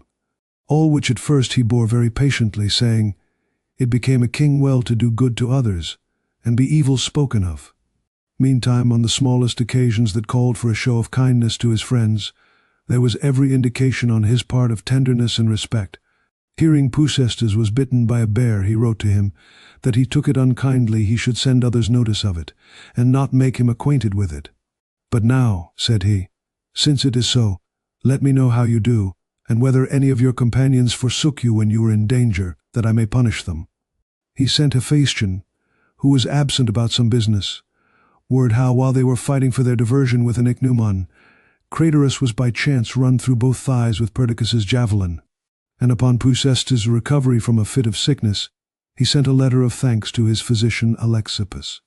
When Craterus was ill, he saw a vision in his sleep, after which he offered sacrifices for his health, and bade him to do so likewise. He wrote also to Pausanias, the physician, who was about to purge Craterus with hellebore, partly out of an anxious concern for him, and partly to give him a caution how he used that medicine. He was so tender of his friend's reputation that he imprisoned Ephialtes and Cissus, who brought him the first news of Harpalus's flight and withdrawal from his service, as if they had falsely accused him. When he sent the old and infirm soldiers home, Eurylochus, a citizen of Aegae, got his name enrolled among the sick, though he ailed nothing, which being discovered, he confessed he was in love with a young woman named Telesippa, and wanted to go along with her to the seaside. Alexander inquired to whom the woman belonged, and being told she was a free courtesan, "I will assist you," said he to Eurylochus, "in your amour, if your mistress be to be gained either by presents or persuasions, but we must use no other means, because she is freeborn." It is surprising to consider upon what slight occasions he would write letters to serve his friends, as when he wrote one in which he gave order to search for a youth that belonged to Seleucus, who was run away into Cilicia, and in another, thanked and commended Pusestes for apprehending Nikon, a servant of Craterus, and in one to Megabyzus concerning a slave that had taken sanctuary in a temple, gave direction that he should not meddle with him while he was there, but if he could entice him out by fair means, then he gave him leave to seize him. It is reported of him that when he first sat in judgment upon capital causes, he would lay his hand upon one of his ears while the accuser spoke, to keep it free and unprejudiced in behalf of the party accused. But afterwards such a multitude of accusations were brought before him, and so many proved true, that he lost his tenderness of heart, and gave credit to those also that were false, and especially when anybody spoke ill of him, he would be transported out of his reason, and show himself cruel and inexorable, valuing his glory and reputation beyond his life or kingdom. He now, as we said, set forth to seek Darius, expecting he should be put to the hazard of another battle, but heard he was taken and secured by Bessus, upon which news he sent home the Thessalians, and gave them a largesse of 2,000 talents over and above the pay that was due to them. This long and painful pursuit of Darius, for in 11 days he marched 3,300 furlongs, harassed his soldiers, so that most of them were ready to give it up, chiefly for want of water. While they were in this distress, it happened that some Macedonians who had fetched water in skins upon their mules from a river they had found out, came about noon to the place where Alexander was, and seeing him almost choked with thirst, presently filled a helmet and offered it him. He asked them to whom they were carrying the water. They told him to their children, adding, that if his life were but saved, it was no matter for them, they should be able well enough to repair that loss, though they all perished. Then he took the helmet into his hands, and looking round about, when he saw all those who were near him stretching their heads out and looking earnestly after the drink, he returned it again with thanks without tasting a drop of it. For, said he, if I alone should drink, the rest will be out of heart. The soldiers no sooner took notice of his temperance and magnanimity upon this occasion, but they one and all cried out to him to lead them forward boldly, and began whipping on their horses. For whilst they had such a king, they said they defied both weariness and thirst, and looked upon themselves to be little less than immortal. But though they were all equally cheerful and willing, yet not above 80 horse were able, it is said, to keep up, and to fall in with Alexander upon the enemy's camp, where they rode over abundance of gold and silver that lay scattered about, and passing by a great many chariots full of women, that wandered here and there for want of drivers. They endeavored to overtake the first of those that fled, in hopes to meet with Darius among them. And at last, after much trouble, they found him lying in a chariot, wounded all over with darts, just at the point of death. However, he desired they would give him some drink, and when he had drunk a little cold water, he told Polystratus, who gave it him, that it had become the last extremity of his ill fortune,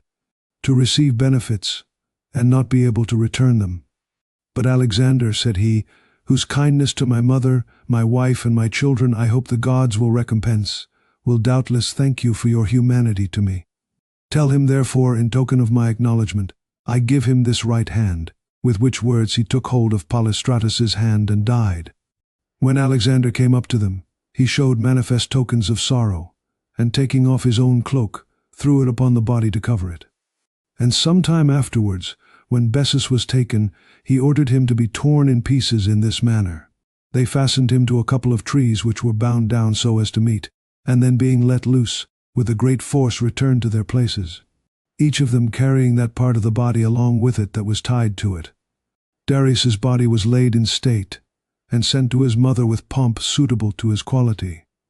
His brother Exathres, Alexander received into the number of his intimate friends.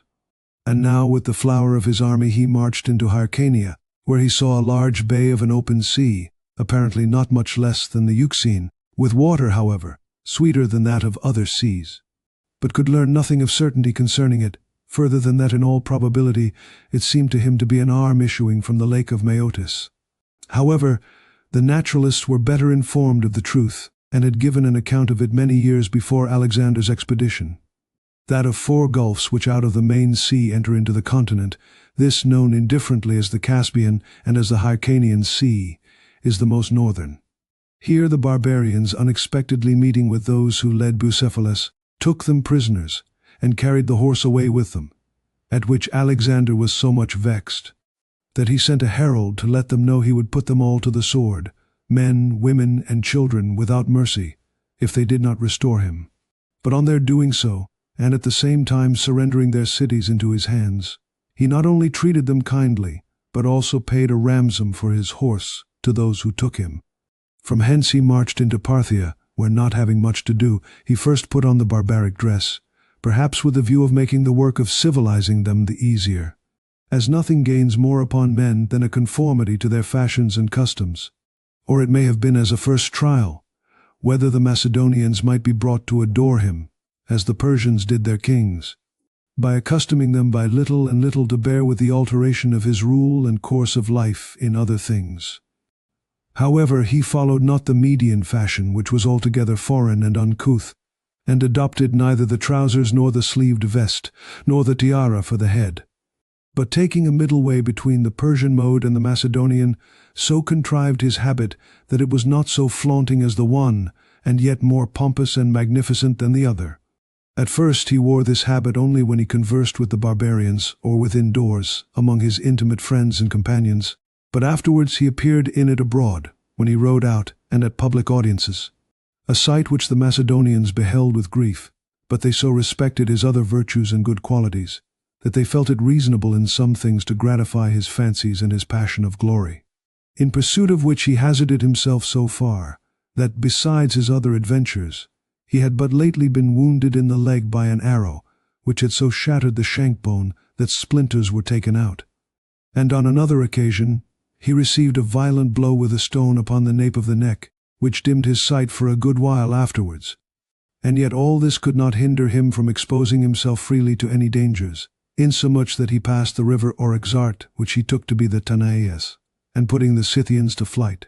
followed them above 100 furlongs, though suffering all the time from a diarrhea. Here many affirm that the Amazon came to give him a visit.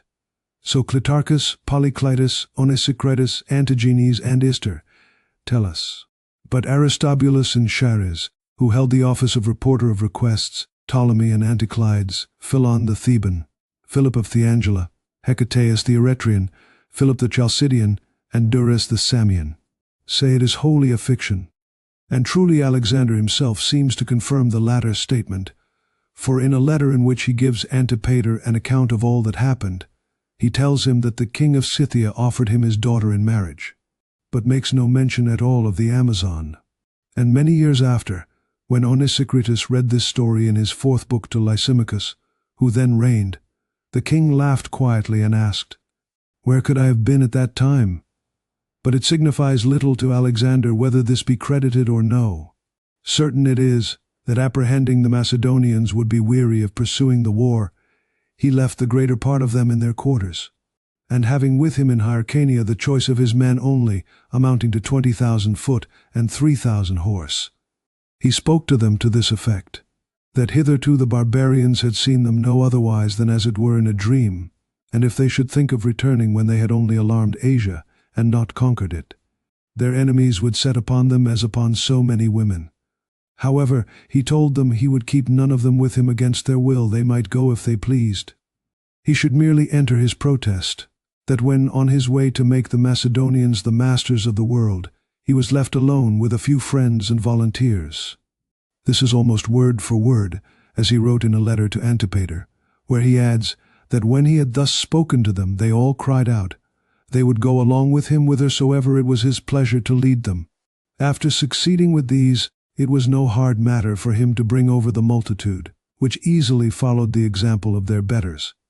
Now also he more and more accommodated himself in his way of living to that of the natives, and tried to bring them also as near as he could to the Macedonian customs, wisely considering that whilst he was engaged in an expedition which would carry him far from thence, it would be wiser to depend upon the goodwill which might arise from intermixture and association as a means of maintaining tranquillity, than upon force and compulsion. In order to this he chose out 30,000 boys, whom he put under masters to teach them the Greek tongue, and to train them up to arms in the Macedonian discipline. As for his marriage with Roxana, whose youthfulness and beauty had charmed him at a drinking entertainment, where he first happened to see her, taking part in a dance, It was, indeed, a love affair. Yet it seemed at the same time to be conducive to the object he had in hand. For it gratified the conquered people to see him choose a wife from among themselves, and it made them feel the most lively affection for him, to find that in the only passion which he, the most temperate of men, was overcome by, he yet forbore till he could obtain her in a lawful and honorable way. Noticing also that among his chief friends and favorites, Hephaestion most approved all that he did, and complied with and imitated him in his change of habits, while Craterus continued strict in the observation of the customs and fashions of his own country. He made it his practice to employ the first in all transactions with the Persians, and the latter when he had to do with the Greeks or Macedonians. And in general he showed more affection for Hephaestion, and more respect for Craterus, Hephaestion, as he used to say, being Alexander's, and Craterus the king's friend. And so these two friends always bore in secret a grudge to each other, and at times quarrelled openly, so much so, that once in India they drew upon one another, and were proceeding in good earnest, with their friends on each side to second them, when Alexander rode up and publicly reproved Hephaestion, calling him fool and madman, not to be sensible that without his favor he was nothing. He rebuked Craterus also, in private, severely, and then causing them both to come into his presence, he reconciled them, at the same time swearing by Ammon and the rest of the gods, that he loved them too above all other men, but if ever he perceived them fall out again, he would be sure to put both of them to death, or at least the aggressor, after which they neither ever did or said anything, so much as in jest, to offend one another. There was scarcely anyone who had greater repute among the Macedonians than Philotas, the son of Parmenio. For besides that he was valiant and able to endure any fatigue of war, he was also next to Alexander himself the most munificent, and the greatest lover of his friends, one of whom asking him for some money, he commanded his steward to give it him, and when he told him he had not wherewith, "Have you not any plate then," said he, "or any clothes of mine to sell?" But he carried his arrogance and his pride of wealth, and his habits of display and luxury, to a degree of assumption unbecoming a private man, and affecting all the loftiness without succeeding in showing any of the grace or gentleness of true greatness. By this mistaken and spurious majesty he gained so much envy and ill will, that Parmenio would sometimes tell him, "My son, to be not quite so great would be better," for he had long before been complained of and accused to Alexander, particularly when Darius was defeated in Cilicia, and an immense booty was taken at Damascus, among the rest of the prisoners who were brought into the camp. There was one Antigone of Pydna, a very handsome woman, who fell to Philotas's share. The young man one day in his cups, in the vaunting, outspoken, soldier's manner, declared to his mistress that all the great actions were performed by him and his father, the glory and benefit of which, he said, together with the title of king, the boy Alexander reaped and enjoyed by their means. She could not hold, but discovered what he had said to one of her acquaintance, and he, as is usual in such cases, to another, till at last the story came to the ears of Craterus, who brought the woman secretly to the king. When Alexander had heard what she had to say, he commanded her to continue her intrigue with Philotas, and give him an account from time to time of all that should fall from him to this purpose. He thus unwittingly caught in a snare, to gratify sometimes a fit of anger, sometimes a mere love of vainglory, let himself utter numerous foolish, indiscreet speeches against the king in Antigone's hearing, of which though Alexander was informed and convinced by strong evidence, yet he would take no notice of it at present, whether it was that he confided in Parmenio's affection and loyalty, or that he apprehended their authority and interest in the army. But about this time one Limnus, a Macedonian of Chalastra, conspired against Alexander's life, and communicated his design to a youth whom he was fond of, named Nicomachus, inviting him to be of the party. But he, not relishing the thing, revealed it to his brother Balinus, who immediately addressed himself to Philotas, requiring him to introduce them both to Alexander, to whom they had something of great moment to impart which very nearly concerned him. But he, for what reason is uncertain, went not with them, professing that the king was engaged with affairs of more importance. And when they had urged him a second time, and were still slighted by him, they applied themselves to another, by whose means, being admitted into Alexander's presence, they first told about Limnus's conspiracy. And by the way, let Philotas's negligence appear, who had twice disregarded their application to him. Alexander was greatly incensed, and on finding that Limnus had defended himself, and had been killed by the soldier who was sent to seize him, he was still more discomposed, thinking he had thus lost the means of detecting the plot. As soon as his displeasure against Philotas began to appear, presently all his old enemies showed themselves, and said openly, the king was too easily imposed on, to imagine that one so inconsiderable as Limnus, a Chalastrian, should of his own head undertake such an enterprise, that in all likelihood he was but subservient to the design, an instrument that was moved by some greater spring, that those ought to be more strictly examined about the matter whose interest it was so much to conceal it.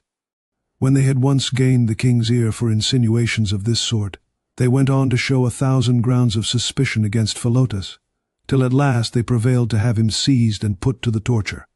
which was done in the presence of the principal officers, Alexander himself being placed behind some tapestry to understand what passed, where, when he heard in what a miserable tone, and with what abject submissions Philotas applied himself to Hephaestion, he broke out, it is said, in this manner, Are you so mean-spirited and effeminate, Philotas, and yet can engage in so desperate a design? After his death, he presently sent into Media, and put also Parmenio his father to death, who had done brave service under Philip, and was the only man, of his older friends and counselors, who had encouraged Alexander to invade Asia. Of 3 sons whom he had had in the army, he had already lost 2, and now was himself put to death with the 3rd.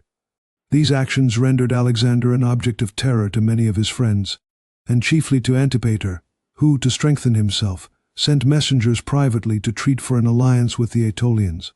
who stood in fear of Alexander, because they had destroyed the town of the Oneadae, on being informed of which, Alexander had said the children of the Oneadae need not revenge their father's quarrel, for he would himself take care to punish the Aetolians. Not long after this happened, the deplorable end of Clitus, which to those who barely hear the matter of fact, may seem more inhuman than that of Philotas. But if we consider the story with its circumstance of time, and weigh the cause, we shall find it to have occurred rather through a sort of mischance of the king's, whose anger and over-drinking offered an occasion to the evil genius of Clitus. The king had a present of Grecian fruit brought him from the sea coast, which was so fresh and beautiful that he was surprised at it, and called Clitus to him to see it, and to give him a share of it. Clitus was then sacrificing, but he immediately left off and came followed by 3 sheep, on whom the drink offering had been already poured preparatory to sacrificing them. Alexander, being informed of this, told his diviners, Aristander and Cleomantus the Lacedaemonian, and asked them what it meant. On whose assuring him it was an ill omen, he commanded them in all haste to offer sacrifices for Clitus's safety, forasmuch as 3 days before he himself had seen a strange vision in his sleep of Clitus, all in mourning, sitting by Parmenio's sons who were dead. Clitus, however, stayed not to finish his devotions, but came straight to supper with the king, who had sacrificed to Castor and Pollux. And when they had drunk pretty hard, some of the company fell a-singing the verses of one Granicus, or as others say of Pierion, which were made upon those captains who had been lately worsted by the barbarians, on purpose to disgrace and turn them to ridicule. This gave offense to the older men who were there, and they upbraided both the author and the singer of the verses, though Alexander and the younger men about him were much amused to hear them, and encouraged them to go on. Till at last Clitus, who had drunk too much, and was besides of a froward and wilful temper, was so nettled that he could hold no longer, saying, It was not well done to expose the Macedonians so before the barbarians and their enemies, since though it was their unhappiness to be overcome, yet they were much better men than those who laughed at them. And when Alexander remarked that Clitus was pleading his own cause, giving cowardice the name of misfortune, Clitus started up. This cowardice, as you are pleased to term it, said he to him, saved the life of a son of the gods, when in flight from Spithridates' sword. And it is by the expense of Macedonian blood, and by these wounds, that you are now raised to such a height, as to be able to disown your father Philip, and call yourself the son of Ammon. Thou base fellow, said Alexander, who was now thoroughly exasperated, Dost thou think to utter these things everywhere of me, and stir up the Macedonians to sedition, and not be punished for it? We are sufficiently punished already, answered Clitus, if this be the recompense of our toils, and we must esteem theirs a happy lot, who have not lived to see their countrymen scourged with Median rods, and forced to sue to the Persians to have access to their king. While he talked thus at random, and those near Alexander got up from their seats, and began to revile him in turn, the elder men did what they could to compose the disorder. Alexander, in the meantime, turning about to Xenodicus, the Cardian, and Artemius, the Colophonian, asked them if they were not of opinion that the Greeks, in comparison with the Macedonians, behaved themselves like so many demi-gods among wild beasts. But Clitus for all this would not give over, desiring Alexander to speak out if he had anything more to say, or else why did he invite men who were freeborn and accustomed to speak their minds openly without restraint, to sup with him? He had better live and converse with barbarians and slaves who would not scruple to bow the knee to his Persian girdle and his white tunic. Which words so provoked Alexander, that not able to suppress his anger any longer, he threw one of the apples that lay upon the table at him, and hit him, and then looked about for his sword. But Aristophanes, one of his life-guard, had hid that out of the way, and others came about him and besought him, but in vain. For breaking from them he called out aloud to his guards in the Macedonian language, which was a certain sign of some great disturbance in him, and commanded a trumpeter to sound, giving him a blow with his clenched fist for not instantly obeying him, though afterwards the same man was commended for disobeying an order, which would have put the whole army into tumult and confusion. Clitus, still refusing to yield, was with much trouble forced by his friends out of the room, but he came in again immediately at another door, very irreverently and confidently singing the verses out of Euripides' Andromache. In Greece, alas, how ill things ordered are. Upon this, at last Alexander, snatching a spear from one of the soldiers, met Clitus as he was coming forward, and was putting by the curtain that hung before the door, and ran him through the body. He fell at once with a cry and a groan. Upon which the king's anger immediately vanishing, he came perfectly to himself, and when he saw his friends about him all in a profound silence, he pulled the spear out of the dead body, and would have thrust it into his own throat, if the guards had not held his hands, and by main force carried him away into his chamber, where all that night and the next day he wept bitterly, till being quite spent with lamenting and exclaiming, he lay as it were speechless, only fetching deep sighs. His friends, apprehending some harm from his silence, broke into the room, but he took no notice of what any of them said, till Aristander putting him in mind of the vision he had seen concerning Clitus, and the prodigy that followed, as if all had come to pass by an unavoidable fatality, he then seemed to moderate his grief. They now brought Callisthenes the philosopher, who was the near friend of Aristotle, and Anaxarchus of Abdera, to him.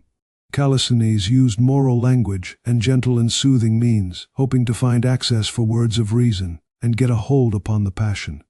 But Anaxarchus, who had always taken a course of his own in philosophy, and had a name for despising and slighting his contemporaries, as soon as he came in, cried out aloud,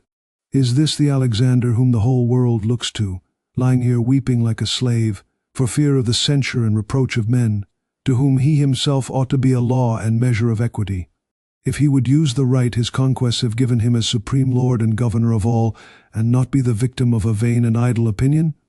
Do not you know, said he, that Jupiter is represented to have justice and law in each hand of him, to signify that all the actions of a conqueror are lawful and just? With these and the like speeches, Anaxarchus indeed allayed the king's grief, but withal corrupted his character, rendering him more audacious and lawless than he had been. Nor did he fail by these means to insinuate himself into his favor, and to make Callisthenes' company, which at all times, because of his austerity, was not very acceptable, more uneasy and disagreeable to him. It happened that these two philosophers meeting at an entertainment, where conversation turned on the subject of climate and the temperature of the air, Callisthenes joined with their opinion, who held that those countries were colder, and the winter sharper there than in Greece. Anaxarchus would by no means allow this, but argued against it with some heat. "Surely," said Callisthenes, "you cannot but admit this country to be colder than Greece. For there you used to have but one threadbare cloak to keep out the coldest winter, and here you have 3 good warm mantles one over another." This piece of raillery irritated Anaxarchus and the other pretenders to learning, and the crowd of flatterers in general could not endure to see Callisthenes so much admired and followed by the youth, and no less esteemed by the older men for his orderly life, and his gravity, and for being contented with his condition, all confirming what he had professed about the object he had in his journey to Alexander, that it was only to get his countrymen recalled from banishment, and to rebuild and repeople his native town. Besides the envy which his great reputation raised, he also, by his own deportment, gave those who wished him ill opportunity to do him mischief. For when he was invited to public entertainments, he would most times refuse to come, or if he were present at any, he put a constraint upon the company by his austerity and silence, which seemed to intimate his disapproval of what he saw. So that Alexander himself said in application to him, "That vain pretence to wisdom I detest, where a man's blind to his own interest." Being with many more invited to sup with the king, he was called upon when the cup came to him, to make an oration extempore in praise of the Macedonians. And he did it with such a flow of eloquence, that all who heard it rose from their seats to clap and applaud him, and threw their garland upon him. Only Alexander told him out of Euripides, "I wonder not that you have spoke so well. 'Tis easy on good subjects to excel. Therefore," said he, "if you will show the force of your eloquence, tell my Macedonians their faults, and dispraise them, that by hearing their errors they may learn to heed better for the future." Callisthenes presently obeyed him, retracting all he had said before, and, inveighing against the Macedonians with great freedom, added, "That Philip thrived and grew powerful, chiefly by the discord of the Grecians," applying this verse to him, "In civil strife, in villains rise to fame, which so offended the Macedonians that he was odious to them ever after." And Alexander said that instead of his eloquence, he had only made his ill will appear in what he had spoken. Hermippus assures us that one Strabus, a servant whom Callisthenes kept to read to him, gave this account of these passages afterwards to Aristotle, and that when he perceived the king grow more and more averse to him, 2 or 3 times, as he was going away, he repeated the verses, "Death seized at last on great Patroclus too, though he in virtue far exceeded you." Not without reason, therefore, did Aristotle give this character of Callisthenes, that he was indeed a powerful speaker, but had no judgment. He acted certainly a true philosopher's part in positively refusing, as he did, to pay adoration, and by speaking out openly against that which the best and gravest of the Macedonians only repined at in secret. He delivered the Grecians and Alexander himself from a great disgrace, when the practice was given up. But he ruined himself by it, because he went too roughly to work, as if he would have forced the king to that which he should have effected by reason and persuasion. Charus of Mytilene writes that at a banquet, Alexander, after he had drunk, reached the cup to one of his friends, who, on receiving it, rose up towards the domestic altar, and when he had drunk first adored, and then kissed Alexander, and afterwards laid himself down at the table with the rest, which they all did one after another, till it came to Callisthenes' turn, who took the cup and drank, while the king, who was engaged in conversation with Hephaestion, was not observing, and then came and offered to kiss him. But Demetrius, surnamed Phidon, interposed, saying, "Sir, by no means let him kiss you, for he only of us all has refused to adore you." Upon which the king declined it, and all the concern Callisthenes showed was that he said aloud, "Then I go away with a kiss less than the rest." The displeasure he incurred by this action procured credit for Hephaestion's declaration that he had broken his word to him in not paying the king the same veneration that others did, as he had faithfully promised to do. And to finish his disgrace, a number of such men as Lysimachus and Hagnon now came in with their asseverations that the sophist went about everywhere boasting of his resistance to arbitrary power, and that the young men all ran after him, and honored him as the only man among so many thousands who had the courage to preserve his liberty. Therefore, when Hermolaus's conspiracy came to be discovered, the charges which his enemies brought against him were the more easily believed, particularly that when the young man asked him what he should do to be the most illustrious person on earth, he told him the readiest way was to kill him who was already so, and that to incite him to commit the deed, he bade him not be awed by the golden couch, But remember, Alexander was a man equally infirm and vulnerable as another. However, none of Hermolaus's accomplices, in the utmost extremity, made any mention of Callisthenes being engaged in the design. Nay, Alexander himself, in the letters which he wrote soon after to Craterus, Attalus, and Alcitas, tells them that the young men who were put to the torture declared they had entered into the conspiracy of themselves, without any others being privy to or guilty of it. But yet afterwards, in a letter to Antipater, he accuses Callisthenes. The young men, he says, were stoned to death by the Macedonians but for the sophist, meaning Callisthenes. I will take care to punish him with them too who sent him to me, and who harbor those in their cities who conspire against my life. An unequivocal declaration against Aristotle, in whose house Callisthenes,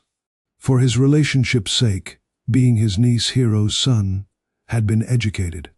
His death is variously related.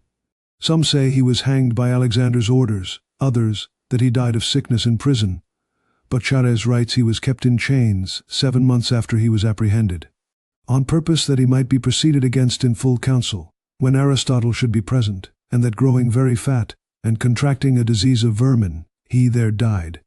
About the time that Alexander was wounded in India, in the country of the Mali Oxydracae, all which came to pass afterwards. For to go on in order, Demaratus of Corinth, now quite an old man, had made a great effort about this time to pay Alexander a visit, and when he had seen him, said he pitied the misfortune of those Grecians who were so unhappy as to die before they had beheld Alexander seated on the throne of Darius. But he did not long enjoy the benefit of the king's kindness for him, any otherwise than that soon after falling sick and dying, he had a magnificent funeral, and the army raised him a monument of earth, 80 cubits high, and of a vast circumference. His ashes were conveyed in a very rich chariot, drawn by 4 horses, to the seaside. Alexander, now intent upon his expedition into India, took notice that his soldiers were so charged with booty that it hindered their marching.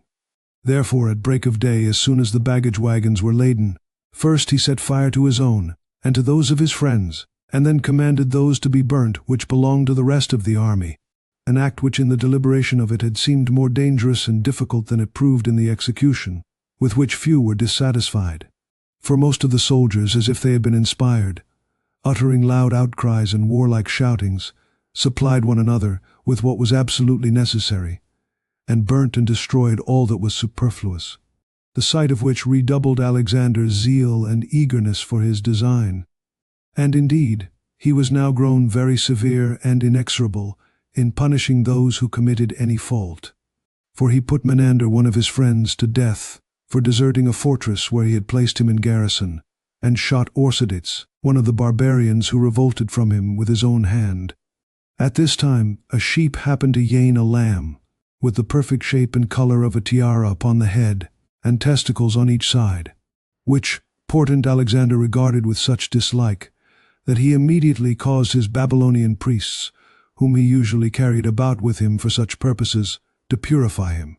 and told his friends he was not so much concerned for his own sake as for theirs, out of an apprehension that after his death the divine power might suffer his empire to fall into the hands of some degenerate, impotent person. But this fear was soon removed by a wonderful thing that happened not long after, and was thought to presage better. For Proxenus, a Macedonian who was the chief of those who looked to the king's furniture, as he was breaking up the ground near the river Oxus to set up the royal pavilion, discovered a spring of a fat, oily liquor, which after the top was taken off ran pure clear oil, without any difference either of taste or smell, having exactly the same smoothness and brightness, and that too in a country where no olives grew. The water indeed of the river Oxus is said to be the smoothest to the feeling of all waters, and to leave a gloss on the skins of those who bathe themselves in it. Whatever might be the cause, certain it is that Alexander was wonderfully pleased with it, as appears by his letters to Antipater,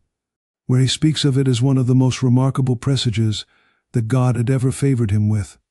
The diviners told him it signified his expedition would be glorious in the event, but very painful, and attended with many difficulties. For oil, they said, was bestowed on mankind by God as a refreshment of their labors. Nor did they judge amiss, for he exposed himself to many hazards in the battles which he fought, and received very severe wounds, but the greatest loss in his army was occasioned through the unwholesomeness of the air, and the want of necessary provisions. But he still applied himself to overcome fortune, and whatever opposed him, by resolution and virtue, and thought nothing impossible to true intrepidity, and on the other hand, nothing secure or strong for cowardice. It is told of him that when he besieged Sisimithres, who held an inaccessible, impregnable rock against him, and his soldiers began to despair of taking it, he asked Oxyartes whether Sisimithres was a man of courage, who assuring him he was the greatest coward alive. "Then you tell me," said he, "that the place may easily be taken, since what is in command of it is weak." And in a little time he so terrified Sisimithres that he took it without any difficulty. At an attack which he made upon such another precipitous place, with some of his Macedonian soldiers, he called to one whose name was Alexander, and told him he at any rate must fight bravely,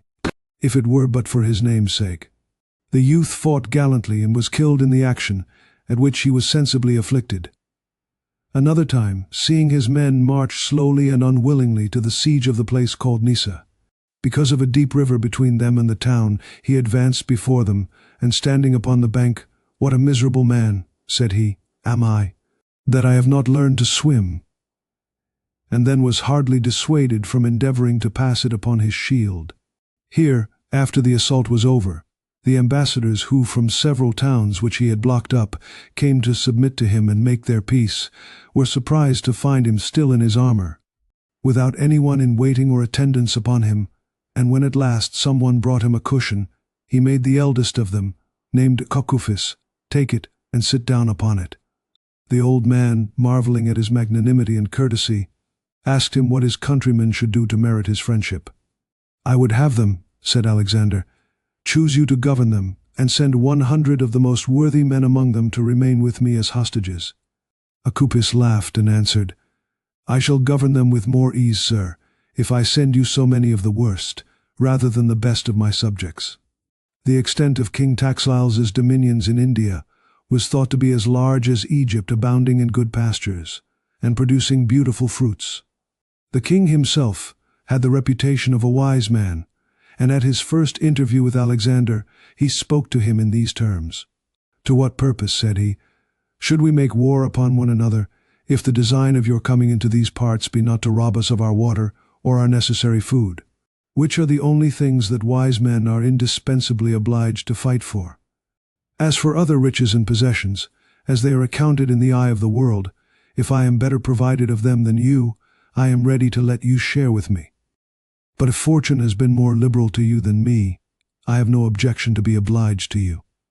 This discourse pleased Alexander so much that, embracing him, "Do you think," said he to him, "your kind words and courteous behavior will bring you off in this interview without a contest? No, you shall not escape so. I shall contend and do battle with you so far, that how obliging soever you are, you shall not have the better of me." Then receiving some presents from him, he returned him others of greater value, and to complete his bounty, gave him in money ready coined 1,000 talents, at which his old friends were much displeased, but it gained him the hearts of many of the barbarians. But the best soldiers of the Indians, now entering into the pay of several of the cities, undertook to defend them, and did it so bravely, that they put Alexander to a great deal of trouble, till at last, after a capitulation, upon the surrender of the place, he fell upon them as they were marching away, and put them all to the sword. This one breach of his word remains as a blemish upon his achievements in war, which he otherwise had performed throughout with that justice and honor that became a king. Nor was he less incommoded by the Indian philosophers, who inveighed against those princes who joined his party, and solicited the free nations to oppose him. He took several of these also, and caused them to be hanged. Alexander, in his own letters, has given us an account of his war with Porus. He says the two armies were separated by the river Hydaspes, on whose opposite bank Porus continually kept his elephants in order of battle, with their heads towards their enemies, to guard the passage. That he, on the other hand, made every day a great noise and clamor in his camp,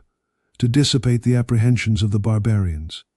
That one stormy dark night he passed the river, at a distance from the place where the enemy lay, into a little island, with part of his foot and the best of his horse. Here there fell a most violent storm of rain, accompanied with lightning and whirlwinds, and seeing some of his men burnt and dying with the lightning, he nevertheless quitted the island and made over to the other side. The Hydaspes, he says, now after the storm, was so swollen and grown so rapid as to have made a breach in the bank, and a part of the river was now pouring in here, so that when he came across, it was with difficulty he got a footing on the land, which was slippery and unsteady, and exposed to the force of the currents on both sides. This is the occasion when he is related to have said, O ye Athenians, will ye believe what dangers I incur to merit your praise? This, however, is Onesicratus's story. Alexander says, here the men left their boats, and passed the breach in their armor, up to the breast in water,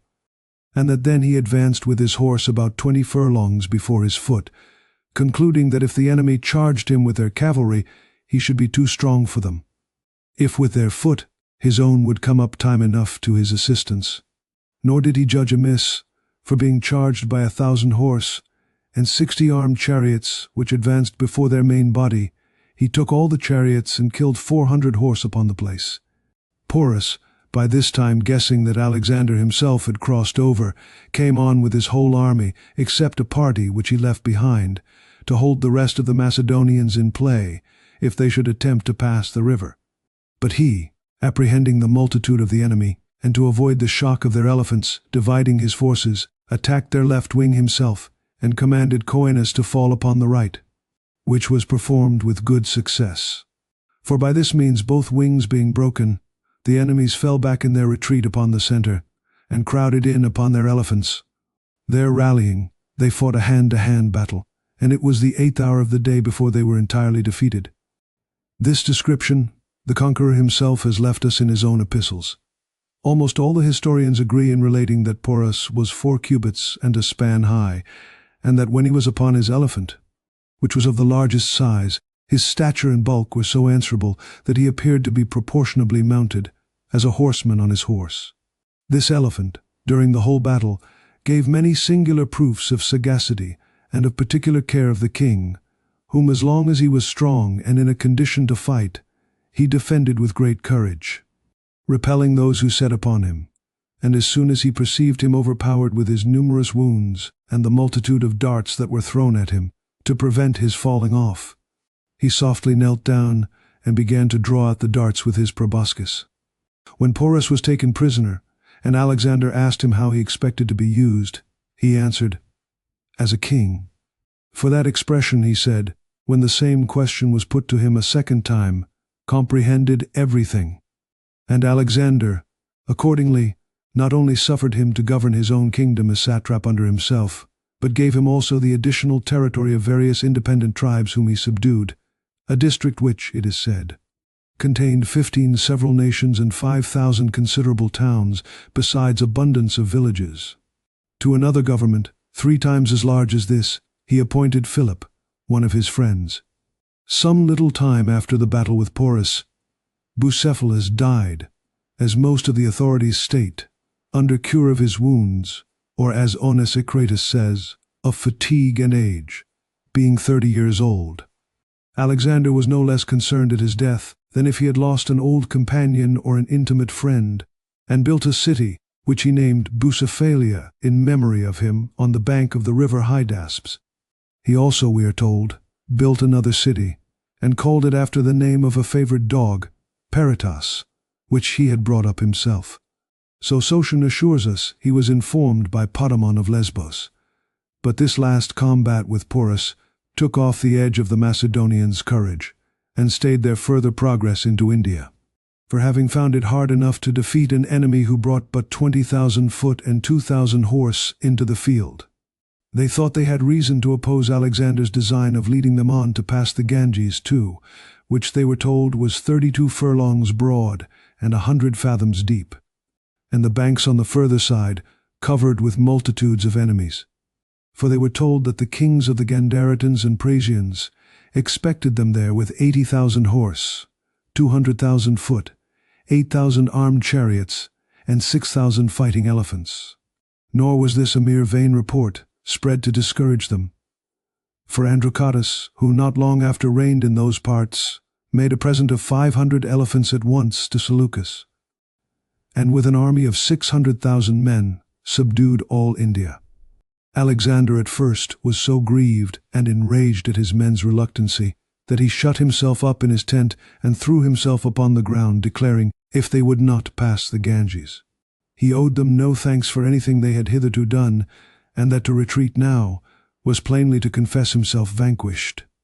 But at last the reasonable persuasions of his friends and the cries and lamentations of his soldiers, who in a suppliant manner crowded about the entrance of his tent, prevailed with him to think of returning. Yet he could not refrain from leaving behind him various deceptive memorials of his expedition, to impose upon after times, and to exaggerate his glory with posterity, such as arms larger than were really worn,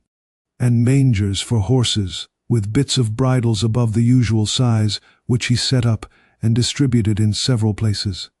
He erected altars also to the gods, which the kings of the Persians even in our time do honor to when they pass the river, and offer sacrifice upon them after the Grecian manner. Androcotus, then a boy, saw Alexander there, and is said often afterwards to have been heard to say that he missed but little of making himself master of those countries. Their king, who then reigned, was so hated and despised for the viciousness of his life and the meanness of his extraction. Alexander was now eager to see the ocean, to which purpose he caused a great many rowboats and rafts to be built, in which he fell gently down the rivers at his leisure, yet so that his navigation was neither unprofitable nor inactive. For by several descents upon the banks he made himself master of the fortified towns, and consequently of the country on both sides. But at a siege of a town of the Malians, who have the repute of being the bravest people of India, he ran in great danger of his life. For having beaten off the defendants with showers of arrows, he was the first man that mounted the wall by a scaling ladder, which, as soon as he was up, broke and left him almost alone, exposed to the darts which the barbarians threw at him in great numbers from below. In this distress, turning himself as well as he could, he leaped down in the midst of his enemies, and had the good fortune to light upon his feet. The brightness and clattering of his armor when he came to the ground made the barbarians think they saw rays of light, or some bright phantom playing before his body, which frightened them so at first, that they ran away and dispersed, till seeing him seconded but by 2 of his guards, they fell upon him hand to hand, and some, while he bravely defended himself, tried to wound him through his armor with their swords and spears. And one who stood further off drew a bow with such just strength that the arrow, finding its way through his cuirass, stuck in his ribs under the breast. This stroke was so violent that it made him give back and set one knee to the ground, upon which the man ran up with his drawn scimitar, thinking to dispatch him, and had done it. If Bucephalus and Limnaeus had not interposed, who were both wounded, Limnaeus mortally, but Bucephalus stood his ground, while Alexander killed the barbarian. But this did not free him from danger, for besides many other wounds, at last he received so weighty a stroke of a club upon his neck that he was forced to lean his body against the wall, still, however, facing the enemy. At this extremity, the Macedonians made their way in and gathered round him. They took him up, just as he was fainting away, having lost all sense of what was done near him, and conveyed him to his tent, upon which it was presently reported all over the camp that he was dead. But when they had with great difficulty and pains sawed off the shaft of the arrow, which was of wood, and so with much trouble got off his cuirass, they came to cut out the head of it, which was 3 fingers broad and 4 long, and stuck fast in the bone. During the operation he was taken with almost mortal swoonings, but when it was out, he came to himself again. Yet though all danger was past, he continued very weak, and confined himself a great while to a regular diet and the method of his cure, till one day, hearing the Macedonians clamoring outside in their eagerness to see him, he took his cloak and went out. And having sacrificed to the gods, without more delay he went on board again, and as he coasted along, subdued a great deal of the country on both sides, and several considerable cities. In this voyage he took 10 of the Indian philosophers prisoners, who had been most active in persuading Sabas to revolt, and had caused the Macedonians a great deal of trouble. These men, called gymnosophists, were reputed to be extremely ready and succinct in their answers, which he made trial of, by putting difficult questions to them, letting them know that those whose answers were not pertinent should be put to death, of which he made the eldest of them judge. The first being asked which he thought most numerous, the dead or the living, answered, "The living, because those who are dead are not at all." Of the second, he desired to know whether the earth or the sea produced the largest beast, who told him, "The earth, for the sea is but a part of it." His question to the third was, "Which is the cunningest of beasts?" "That," said he, "which men have not yet found out." He bade the fourth tell him what argument he used to Sabes to persuade him to revolt. "No other," said he, "than that he should either live or die nobly." Of the fifth he asked, which was eldest, night or day. The philosopher replied, Day was eldest by 1 day at least. But perceiving Alexander not well satisfied with that account, he added, that he ought not to wonder if strange questions had as strange answers made to them. Then he went on and inquired of the next, what a man should do to be exceedingly beloved. He must be very powerful, said he, without making himself too much feared. The answer of the seventh to his question, how a man might become a god, was, by doing that which was impossible for men to do. The eighth told him, life is stronger than death because it supports so many miseries. And the last being asked, how long he thought it decent for a man to live, said, till death appeared more desirable than life. Then Alexander turned to him whom he had made judge, and commanded him to give sentence. All that I can determine, said he, is that they have every one answered worse than another. Nay, said the king, then you shall die first for giving such a sentence. Not so, king, replied the gymnosophist, unless you said falsely that he should die first who made the worst answer. In conclusion he gave them presents and dismissed them. But to those who were in greatest reputation among them, and lived a private quiet life, he sent Onesicritus, one of Diogenes the Cynic's disciples, desiring them to come to him. Calenus, it is said, very arrogantly and roughly commanded him to strip himself, and hear what he said, naked, otherwise he would not speak a word to him, though he came from Jupiter himself. But Dandamis received him with more civility, and hearing him discourse of Socrates, Pythagoras, and Diogenes, told him he thought them men of great parts, and to have erred in nothing so much as in having too great respect for the laws and customs of their country. Others say Dandamis only asked him the reason why Alexander undertook so long a journey to come into those parts. Taxiles, however, persuaded Calenus to wait upon Alexander. His proper name was Sphinx, but because he was wont to say Kale, which in the Indian tongue is a form of salutation, to those he met with anywhere, the Greeks called him Calenus. He is said to have shown Alexander an instructive emblem of government, which was this. He threw a dry shriveled hide upon the ground, and trod upon the edges of it. The skin, when it was pressed in one place, still rose up in another, wheresoever he trod round about it, till he set his foot in the middle, which made all the parts lie even and quiet. The meaning of this similitude being that he ought to reside most in the middle of his empire, and not spend too much time on the borders of it. His voyage down the rivers took up 7 months' time, and when he came to the sea he sailed to an island which he himself called Celustus, others Siltusis, where going ashore he sacrificed, and made what observations he could as to the nature of the sea and the sea coast. Then, having besought the gods that no other man might ever go beyond the bounds of this expedition, he ordered his fleet, of which he made Nearchus admiral and Onesicritus pilot, to sail round about, keeping the Indian shore on the right hand, and returned himself by land through the country of the Orites, where he was reduced to great straits for want of provisions, and lost a vast number of men, so that of an army of 120,000 foot and 15,000 horse, he scarcely brought back above a fourth part out of India. They were so diminished by diseases, ill diet, and the scorching heats, but most by famine. For their march was through an uncultivated country, whose inhabitants fared hardly, possessing only a few sheep, and those of a wretched kind, whose flesh was rank and unsavory by their continual feeding upon sea fish. After 60 days' march he came into Gedrosia, where he found great plenty of all things, which the neighboring kings and governors of provinces, hearing of his approach, had taken care to provide. When he had here refreshed his army, he continued his march through Carmania, feasting all the way for 7 days together. He with his most intimate friends banqueted and revelled night and day upon a platform erected on a lofty conspicuous scaffold, which was slowly drawn by 8 horses. This was followed by a great many chariots, some covered with purple and embroidered canopies, and some with green boughs, which were continually supplied afresh, and in them the rest of his friends and commanders drinking, and crowned with garlands of flowers. Here was now no target or helmet or spear to be seen. Instead of armor, the soldiers handled nothing but cups and goblets and theraclean drinking vessels, which, along the whole way, they dipped into large bowls and jars,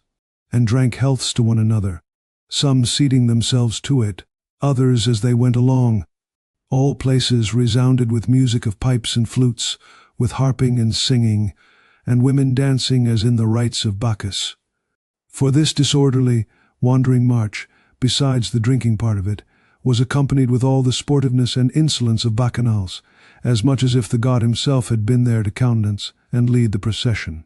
As soon as he came to the royal palace of Gedrosia, he again refreshed and feasted his army, and one day after he had drunk pretty hard, it is said, he went to see a prize of dancing contended for, in which his favorite Bagoas, having gained the victory, crossed the theatre in his dancing habit, and sat down close by him, which so pleased the Macedonians that they made loud acclamations for him to kiss Bagoas, and never stopped clapping their hands and shouting till Alexander put his arms round him and kissed him. Here his admiral, Nearchus, came to him and delighted him so with the narrative of his voyage that he resolved himself to sail out of the mouth of Euphrates with a great fleet, with which he designed to go round by Arabia and Africa, and so by Hercules' pillars into the Mediterranean, in order for which he directed all sorts of vessels to be built at Thapsacus, and made great provision everywhere of seamen and pilots. But the tidings of the difficulties he had gone through in his Indian expedition, the danger of his person among the Malians, the reported loss of a considerable part of his forces, and a general doubt as to his own safety, had begun to give occasion for revolt among many of the conquered nations, and for acts of great injustice, avarice, and insolence on the part of the satraps and commanders in the provinces, so that there seemed to be an universal fluctuation and disposition to change. Even at home, Olympias and Cleopatra had raised a faction against Antipater, and divided his government between them, Olympias seizing upon Epirus, and Cleopatra upon Macedonia.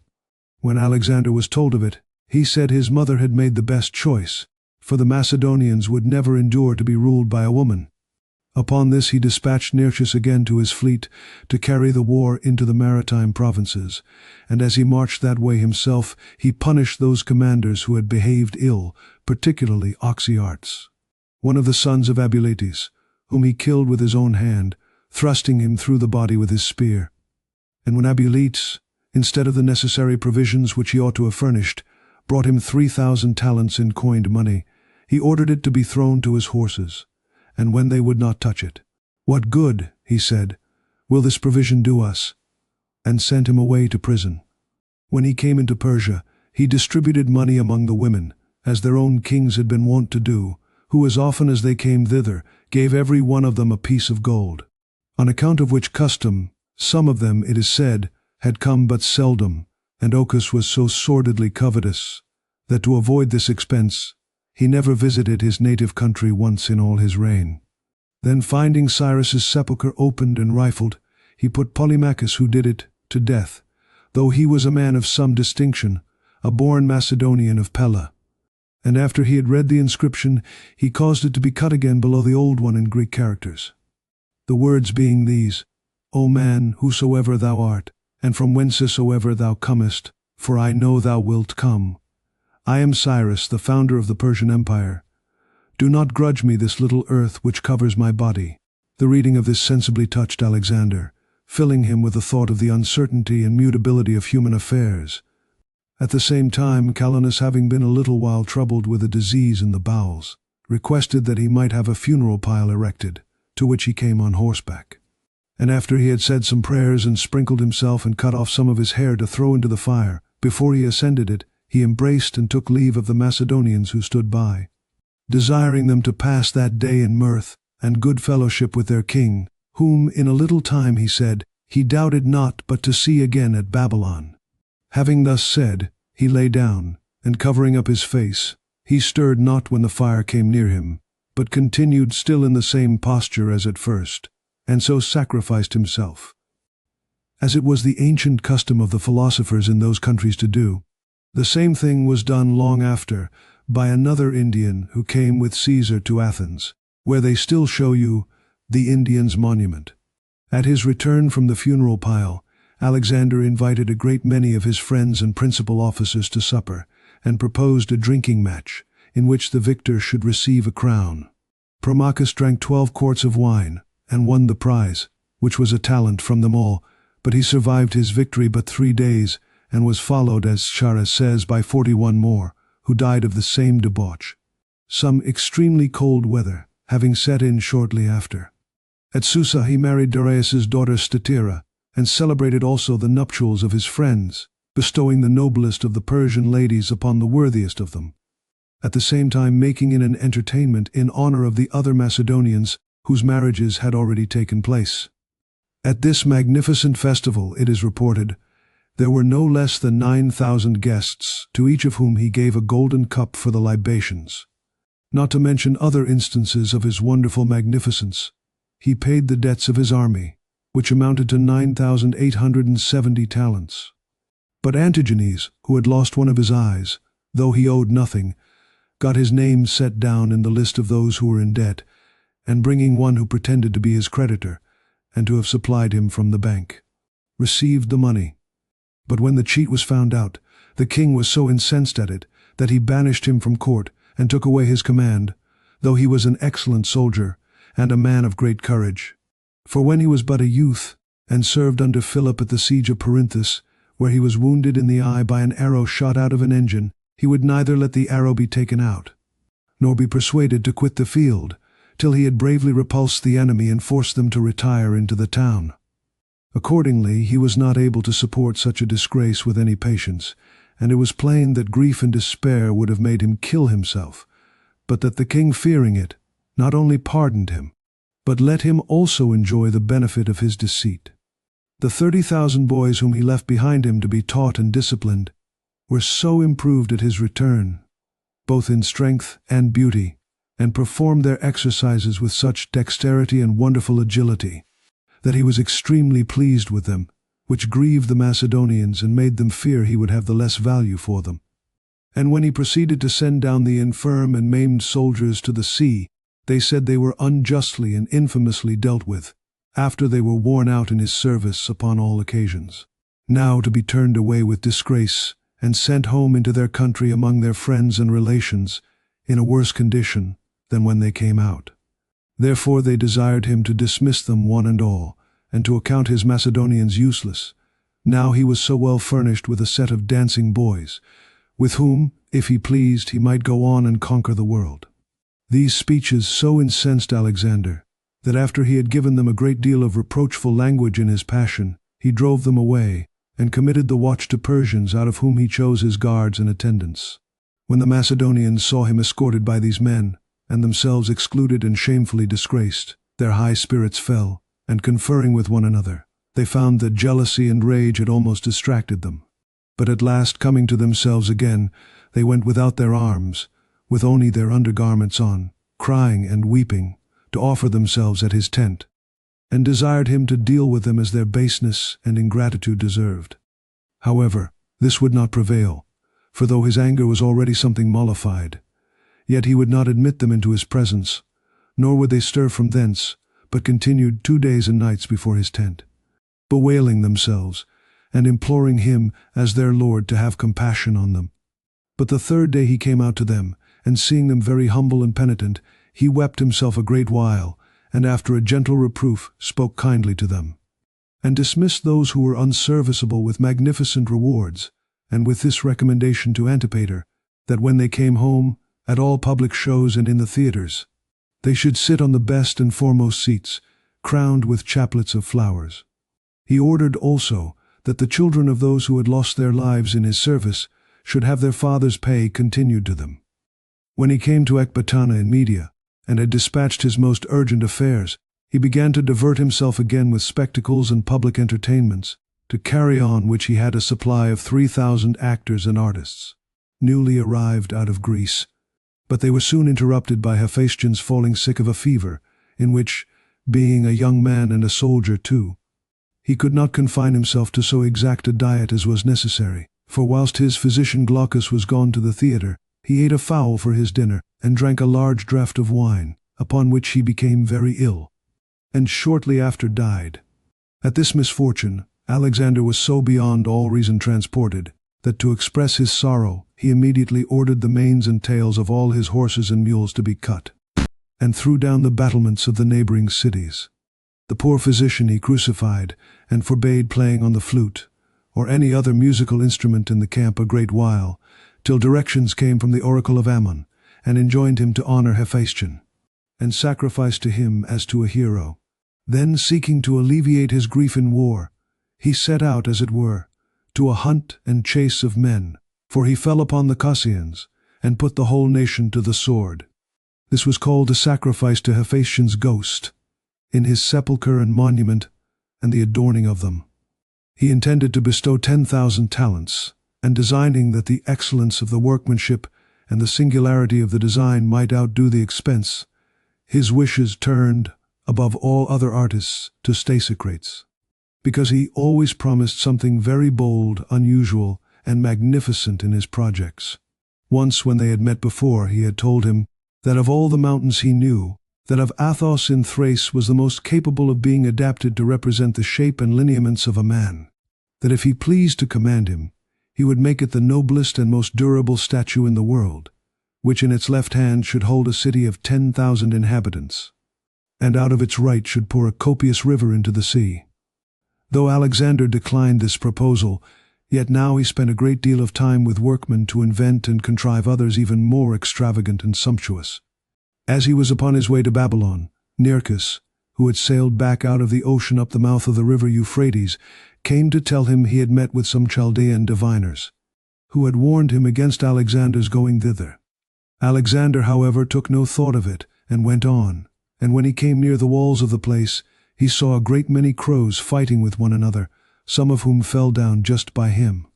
After this, being privately informed that Apollodorus, the governor of Babylon,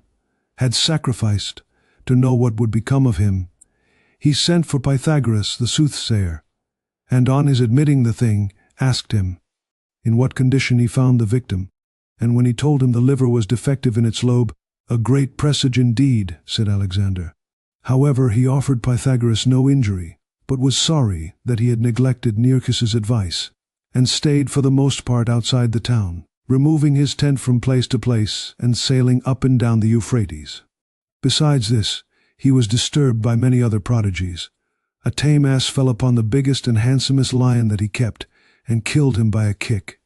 And one day, after he had undressed himself to be anointed, and was playing at ball, just as they were going to bring his clothes again, the young men who played with him perceived a man clad in the king's robes, with a diadem upon his head, sitting silently upon his throne.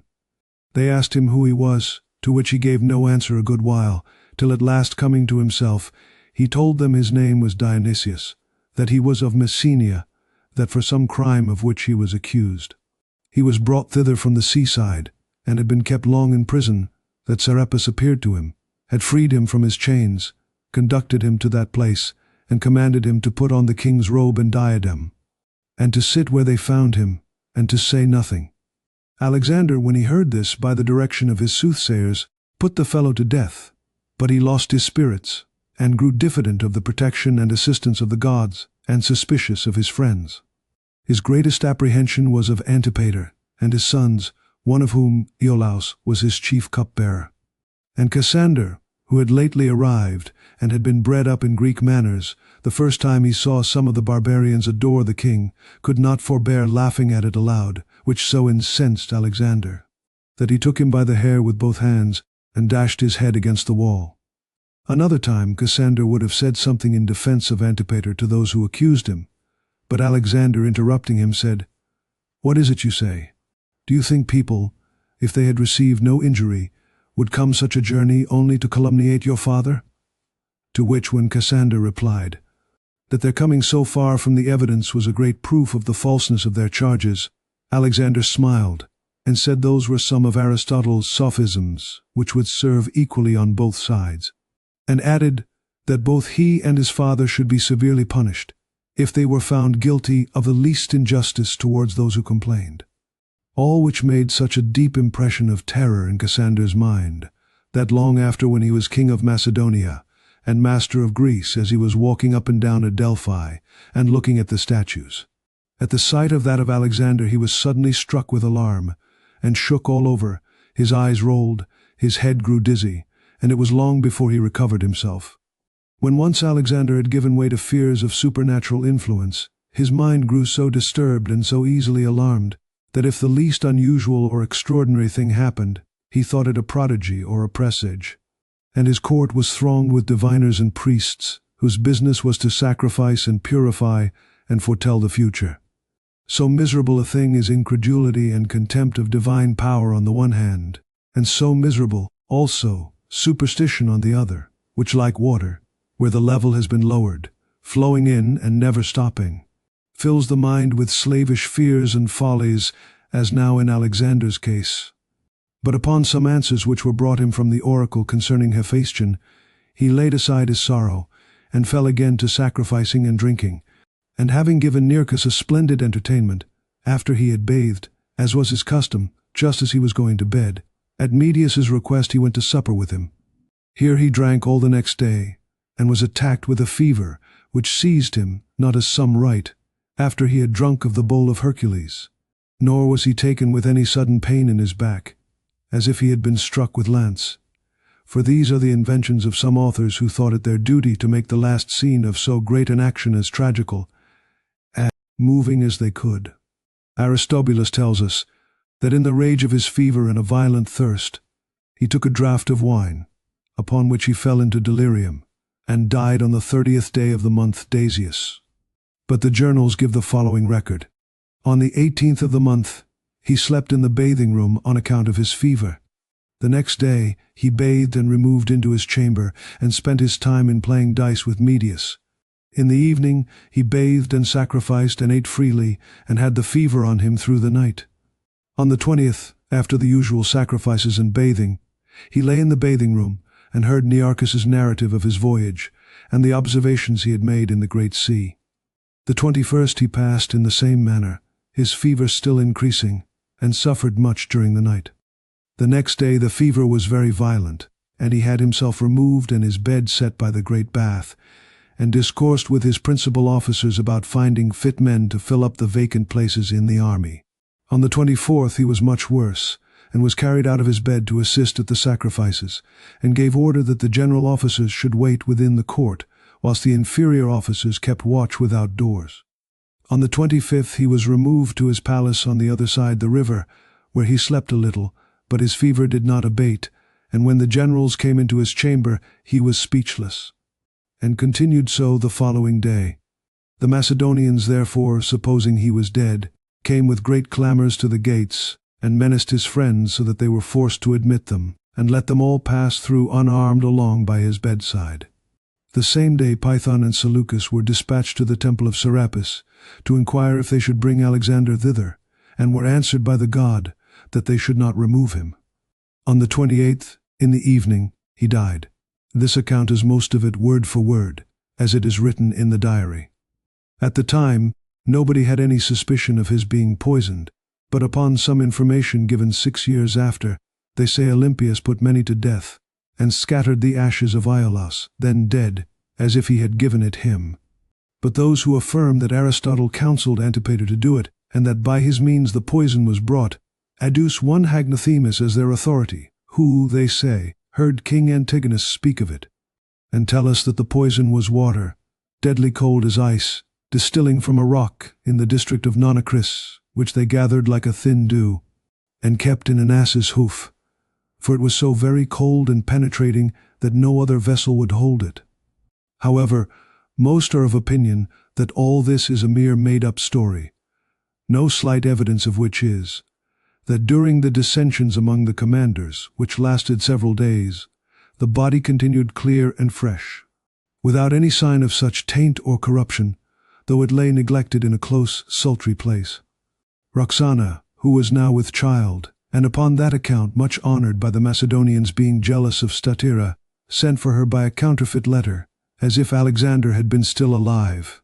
and when she had her in her power, killed her and her sister, and threw their bodies into a well, which they filled up with earth, not without the privity and assistance of Perdiccas, who in the time immediately following the king's death, under cover of the name of Aridaeus, whom he carried about him as a sort of guard to his person, exercised the chief authority. Aridaeus, who was Philip's son by an obscure woman of the name of Philina, was himself of weak intellect, not that he had been originally deficient either in body or mind. On the contrary, in his childhood, he had showed a happy and promising character enough. But a diseased habit of body caused by drugs which Olympius gave him had ruined not only his health, but his understanding.